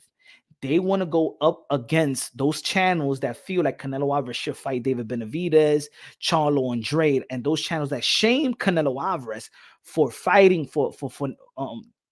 they shame Canelo Alvarez for not fighting these guys. So these guys use John Ryder being in position to say, well, John Ryder beat Parker and he's the mandatory and he put himself in position. Maybe if the other guys would have done that, then they would have had the Canelo Alvarez fight. But all these guys been in position for a Canelo Alvarez fight ever since the 154-pound division and the 160. They all been in position. But now for John Ryder, they give him the benefit of the doubt for being in position. John Ryder's going to get his ass cooked. Ese Pelagato doesn't deserve to share a ring with a Canelo Alvarez. I said it myself. John Ryder don't deserve to share a ring with Canelo Alvarez. Pelagato.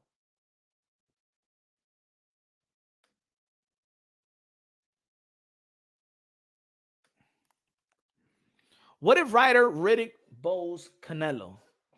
I mean, if anything can happen in boxing, right? But we're not predicting that.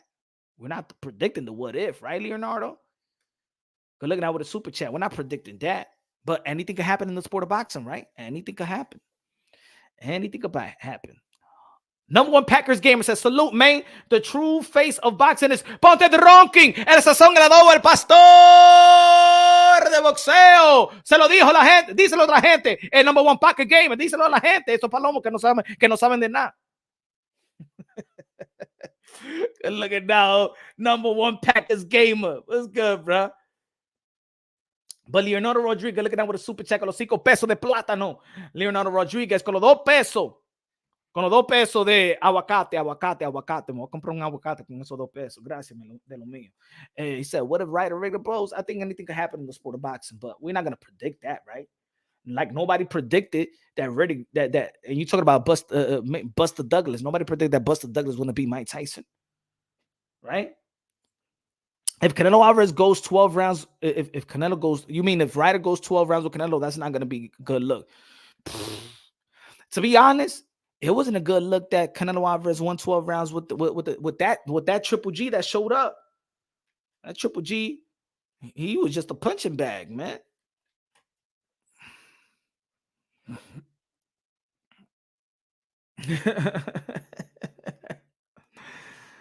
It's not a knock. See, the thing is, people feel like it's a knock. It's a knock on Canelo that if people say that, Tank is the pay-per-view king for now. I say the pay-per-view king until further notice. So until further notice means that Canelo Alvarez, if he sells more versus Ryder, which I believe is not, but if later on in the year, if Canelo Alvarez fights David Benavidez on Mexican Independence Week, Canelo Alvarez, pay-per-view king. He's already the king of boxing. I'm talking about pay-per-view king. I'm talking about pay-per-view king. If somebody is selling more than you, how I'm going to call you a king? Pay-per-view I'm talking about. Canelo Alvarez should have fought. David Benavidez, who was in mandatory position longer than a John Ryder. He should have fought at least other guys that's recognizable, like Charlo, that could have promoted the fight. He should have fought guys like Demetrius Andre, so we could see the infamous "get the fuck out of here, payday," huh? Because everybody remember that. So why not? So why not run that? That's one of the most I'm gonna tell you like this, whether people like it or not, that's one of the most that's one of the highlights of Canelo Alvarez's career outside the ring. Payday, get the fuck out of here, man. Yeah. Demetrius Andre brought that out of Canelo Alvarez. He brought the cartelo out. Huh? A lot of people didn't even know that Canelo Alvarez was speaking great English, man. He even brought, Demetrius Andre even brought out the English Canelo Alvarez. The type of English that he said, fuck it to the translator. He fight his translator. That's it. After that, Canelo Alvarez said, I don't need a translator anymore. That's it. Fuck it. You want payday? Get the fuck out of here, man. Shut up, okay? Nobody brought out cartel like Demetrius Andre and Kalen Plant. The infamous payday. You want payday? You're a horrible fighter. You're a horrible fighter. Huh? Mira, if it wasn't for Demetrius Andre, we never would have met Cartelo. Huh? You don't think team knows the money?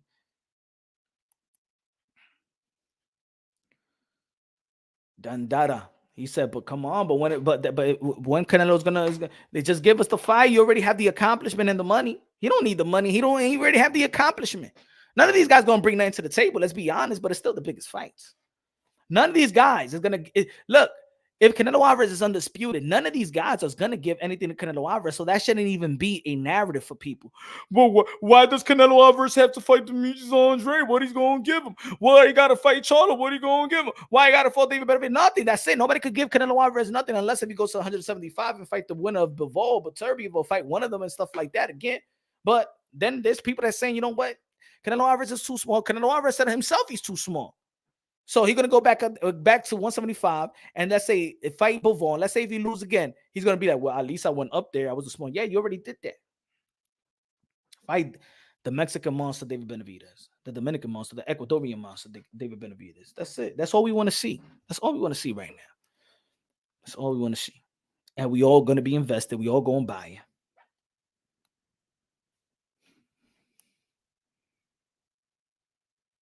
Facts. Yeah. Tell them for having effect. And then people want to hate. What has Andre done? What, man, fuck about what Andre did. I want to see the fight. And if you don't like Andre, then if you don't like Andre, then you like Canelo Alvarez, and tell Canelo Alvarez to whip his ass. Go ahead, whip his ass. Go ahead. Think about it. Motherfuckers out here want to be babysitting and want to be bodyguards and stuff like that. Like, no, Canelo Alvarez don't have to fight Demetrius Andre. I don't want him to fight him. He want payday. Like, if I don't want payday, yo quiero payday. Ahora me mete, mi hermano. Everybody want payday. Who the hell doesn't want payday? Huh? Most of the people in the world do a job they don't want to do for the payday. Huh? He just want payday. What do you think Canelo Alvarez is fighting John Ryder? Huh? For free? Everybody want payday. Yo quiero ver esa pelea. Dame esa pelea también. No. Canelo Alvarez, I want to look, four names for Canelo Alvarez. 4 names. David Benavidez, get back with Bivol. Charlo, Demis Andre. Esos son los nombres que yo quiero. That's the names that I want. That's the names that have been linked for quite some time. That's it. What I want? Huh? Hasta yo le había dado chance a Canelo Alvarez to fight Makabu. I want to see Charlo knock out Andre also. I want to see that fight too. I want to see Charlo versus Demis Andre. Demis Andre versus Jamal Charlo. I want to see that fight. I want to see that primary fight. He said, but Canelo, hey, you have to look at the, hey, yo, Ed Perez, this is what I mean. You make a statement, and then your next statement, it doesn't make sense because of the hatred. You said, I want to see Canelo knock out Andre, but also Canelo wants a challenge. Oh, but so that he's fighting John Ryder. El pelagato de John Ryder, it's a challenge.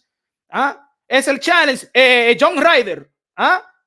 That lost 5 times. Ese tigre. Mira, señor. No, Canelo Alvarez. Right now, he don't want it. Canelo Alvarez right now don't want to challenge. Canelo Alvarez right now don't want to challenge. He always challenged himself. But right now, he don't want to challenge. He don't want to challenge right now. He's done a beautiful job, and that's why he's still the king of boxing. He's a walking Hall of Famer, first ballot Hall of Famer. But as of right now, Canelo Alvarez don't want to challenge.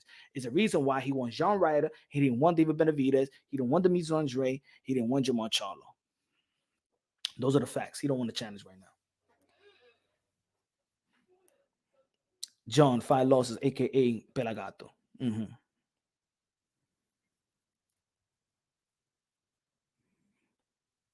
We know he wants a tune-up. He's coming off a bad loss and wrist surgery. No, he actually won. He beat Triple G. De que John Ryder mandatory. Mira, señor. ¿Qué mandatory? Huh? Go to the WBO. Go to the WBO right now. Go to Perez. Go to the WBO right now. Go to WBO.org or .com. Let me know when they order it because the WBO always puts it. WBO puts everything that the WBO does is public information. Any order is on the WBO website. Go to the Ed Perez, do your homework, and I'm gonna give you 5 minutes to come right back and tell us when did you see the WBO order Canelo Alvarez versus John Ryder? Dímelo. Okay, Ed Perez.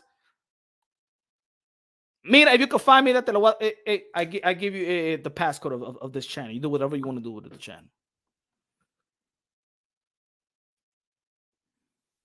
The narrative, man. We over here, we're going to kill the narrative as well, man. Brian Guzman in the building. What's good, Brian Guzman?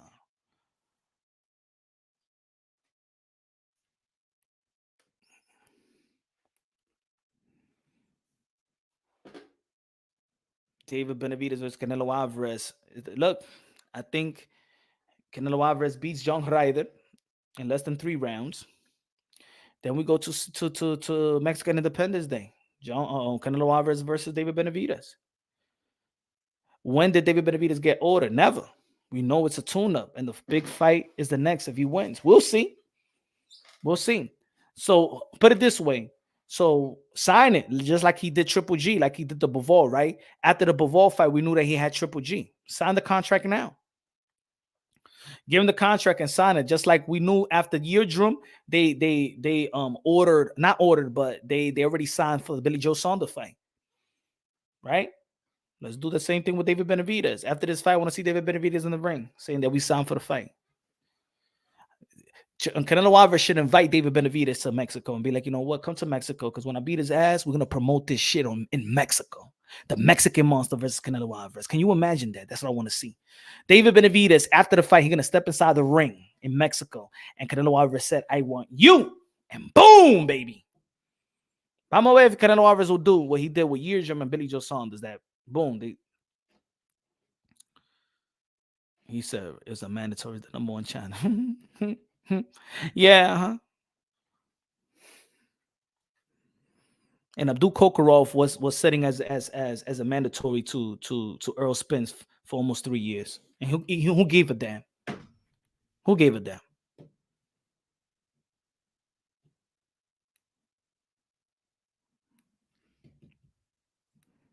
Why do you insist on Canelo wasting his time with bum like Andre?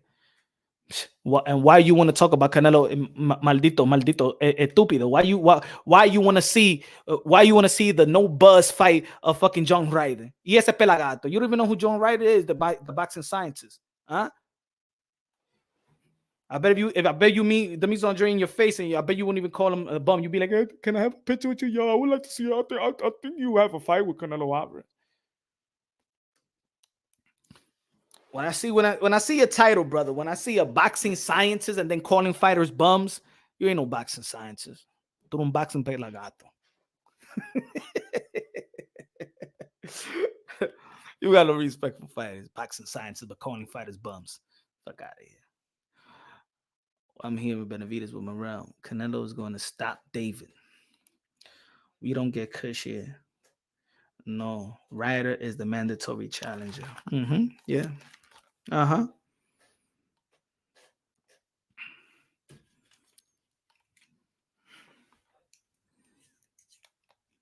Was Canelo the man? At Perez. At Perez. So let me just ask you a question then. Did Canelo Alvarez? Why didn't Canelo Alvarez fought Demetrius Andre when Canelo Alvarez was the mandatory challenger to Demetrius Andre? At Perez? Did Canelo duck Demetrius Andre at 154? If Ryder is a mandatory challenger, okay, Canelo Alvarez was the mandatory challenger to Demetrius Andre. So you saying that Canelo ducked Demetrius Andre at Perez? I want my brother Ed Perez to answer this one. Okay, he's vouching for John Ryder, but Punch, no, he's a mandatory challenger. That's the way the fight. The fight is going to mandatory challenge. He's the mandatory challenger. You know what I'm saying? That's the he deserved the fight, right? Did Canelo Alvarez was the mandatory challenger to Demetrius Andre? And what did Canelo Alvarez do at Perez? No te vayas de aquí and hurry up, all right? Don't be wasting our time with your Google. Don't Google right now. Vamos, que tú estás aquí. Tú me estás oyendo ahora mismito. Perez. You know that was Oscar. Mira, mi gente. Ven. You know that it was Oscar who dropped the ball against Andre. Ahora, they blame it on Oscar. I'm not even talking about the 160. I'm talking about when Canelo Alvarez was the mandatory challenger to Demetrius Andre at 154. Man, that was just another weight class that they avoided Demetrius Andre. I want you to go to 154. Now, why didn't Canelo Alvarez fight Demetrius Andre as a mandatory challenger?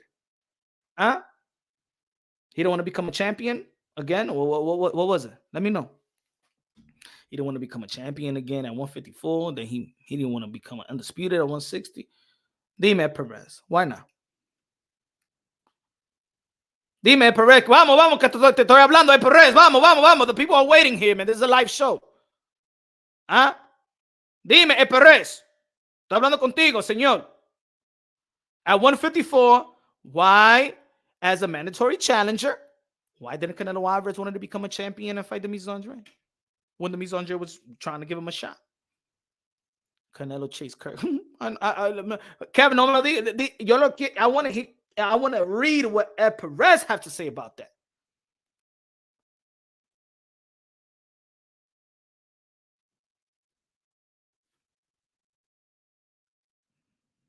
Pero Ed Perez, aunque tú estás, Perez, está durmiendo usted. You're trying to Google right now, eh? Vamos. The thing he's probably, Ed Perez is Googling right now and be like, shit, oh, goddamn, true. Oh. The only reason he fought Kirkland was because Cotto ducked Canelo.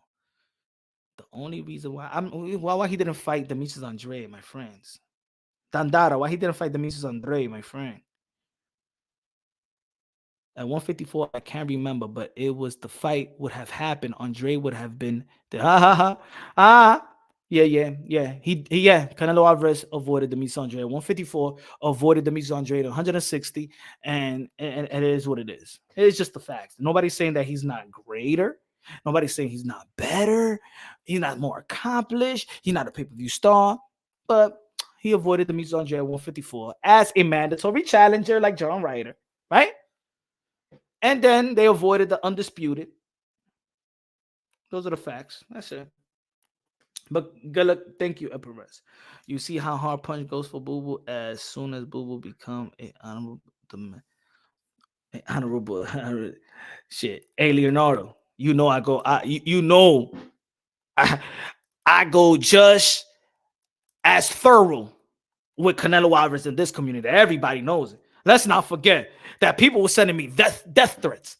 Don't forget the wars I had or in this community going for praising Canelo Alvarez, and I still to this day, still to this day, we praising Canelo Alvarez. But let's be real, bro. Let's be real about certain subjects.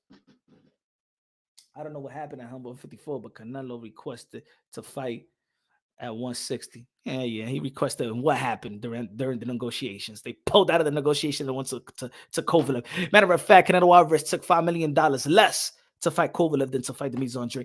I'm gonna tell you like this, man. The Andre been the boogeyman for Canelo Alvarez. That even Canelo Alvarez said, "Yo, I'll take less money to fight Kovalev. I'll take less money to fight Kovalev than to fight the Andre right now.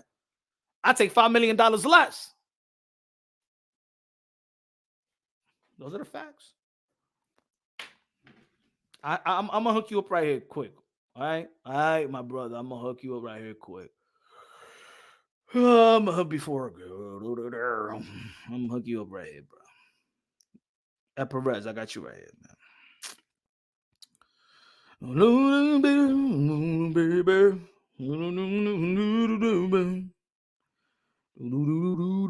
Let's go. Let's go.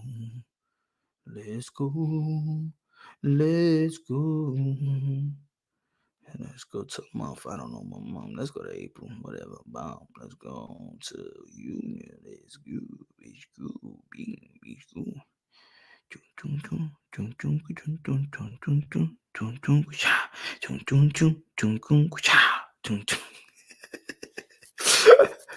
Hold on. Boom.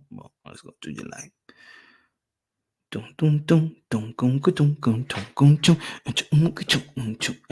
Perez, I got you right here. Who's the champion? July 20, 2014. Who's the number one challenger? Who's the second? Who's the third? Who's that? Léamelo, mi gente. Who's the champion? Who's the mandatory challenger? Who did Canelo Alvarez wanted to fight? Canelo Alvarez said, fuck the Andre, fuck Jamel. I want Kirkland. What happened? Perez. Why did he fight his mandatory challenger? He pulled a Jaime Munguia and left. And fight Kirkland.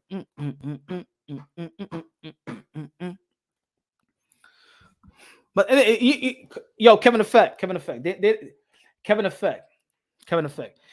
They don't want to know the truth. That's what it is. They rather go to channels that's going to hold on to a narrative, debunk the other hater. I don't have no time for that. I only got time for the truth. I only got time for the truth. He decided to fight Kirkland than the champion, Demetrius Andre. That's on 154. We already know what happened in 164 undisputed. Canelo Alvarez, I'm sorry, Canelo Alvarez has been running from Demetrius Andre ever since 154. So think about it. I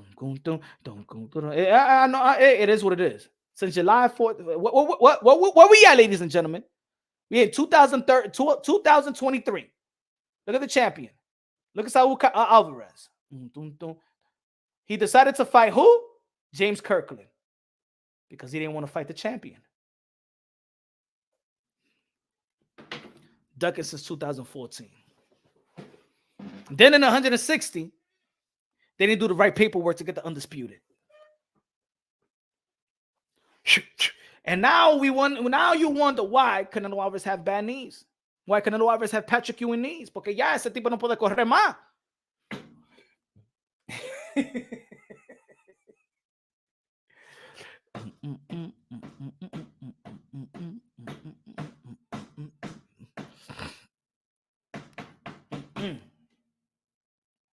Díselo, Mr. Sanchez. Punch breaking facts. Ding, ding, ding, ding, ding, ding, ding, ding, ding, ding. Díselo, Mr. Sanchez, esa gente. Good looking out, Sanchez. Good looking out, brother. Good looking out. Hold on. Let's go with it. Let's go with another. Yeah. Boom, boom, boom, boom, boom. He said, pera. Another one, mi hermano. Mira.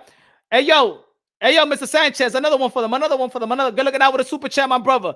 My brother said, Don Dada said, yo, you realize the Canelo fought Floyd last Angulo. Now we're going to go the next year, ladies and gentlemen, July 2015. Remember, the other one was July 2014. Who's the champion, y'all? Who's the champion? Who's the number one contender? Who's the number one contender? Diablo, un año y todavía tiene miedo a admitir a André. Hey, yo. For you, now we're in 2015. That was the year before. Still. Nothing.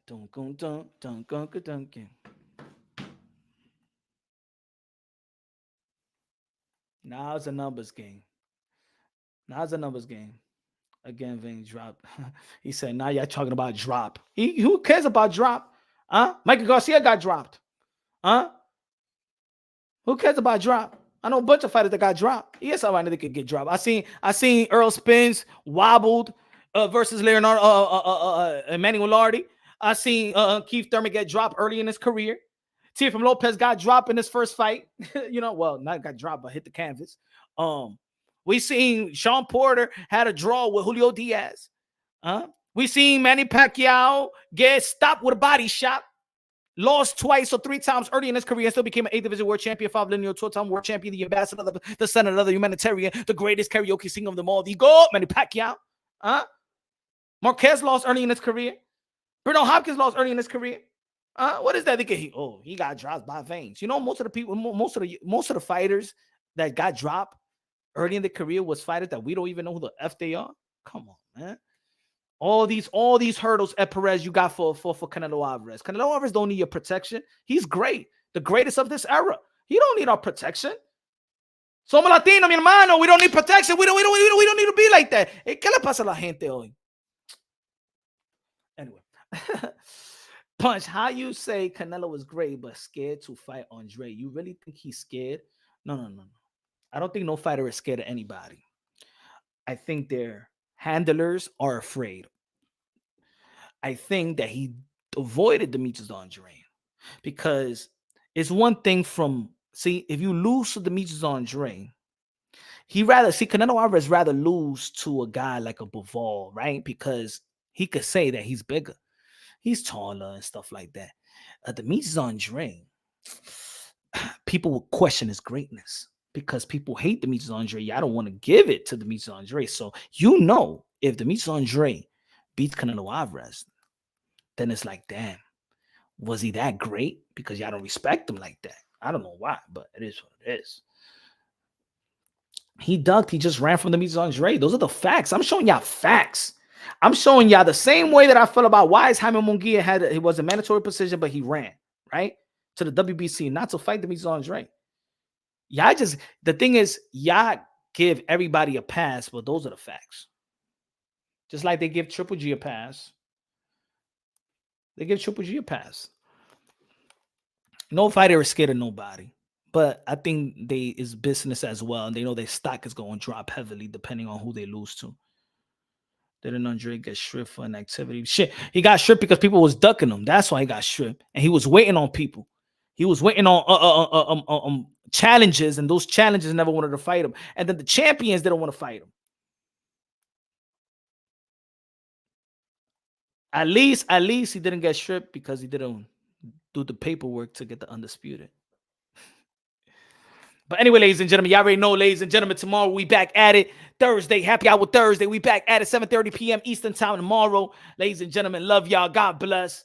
You know what I'm saying? Good looking out for the people that smashed the like button, send the super chats.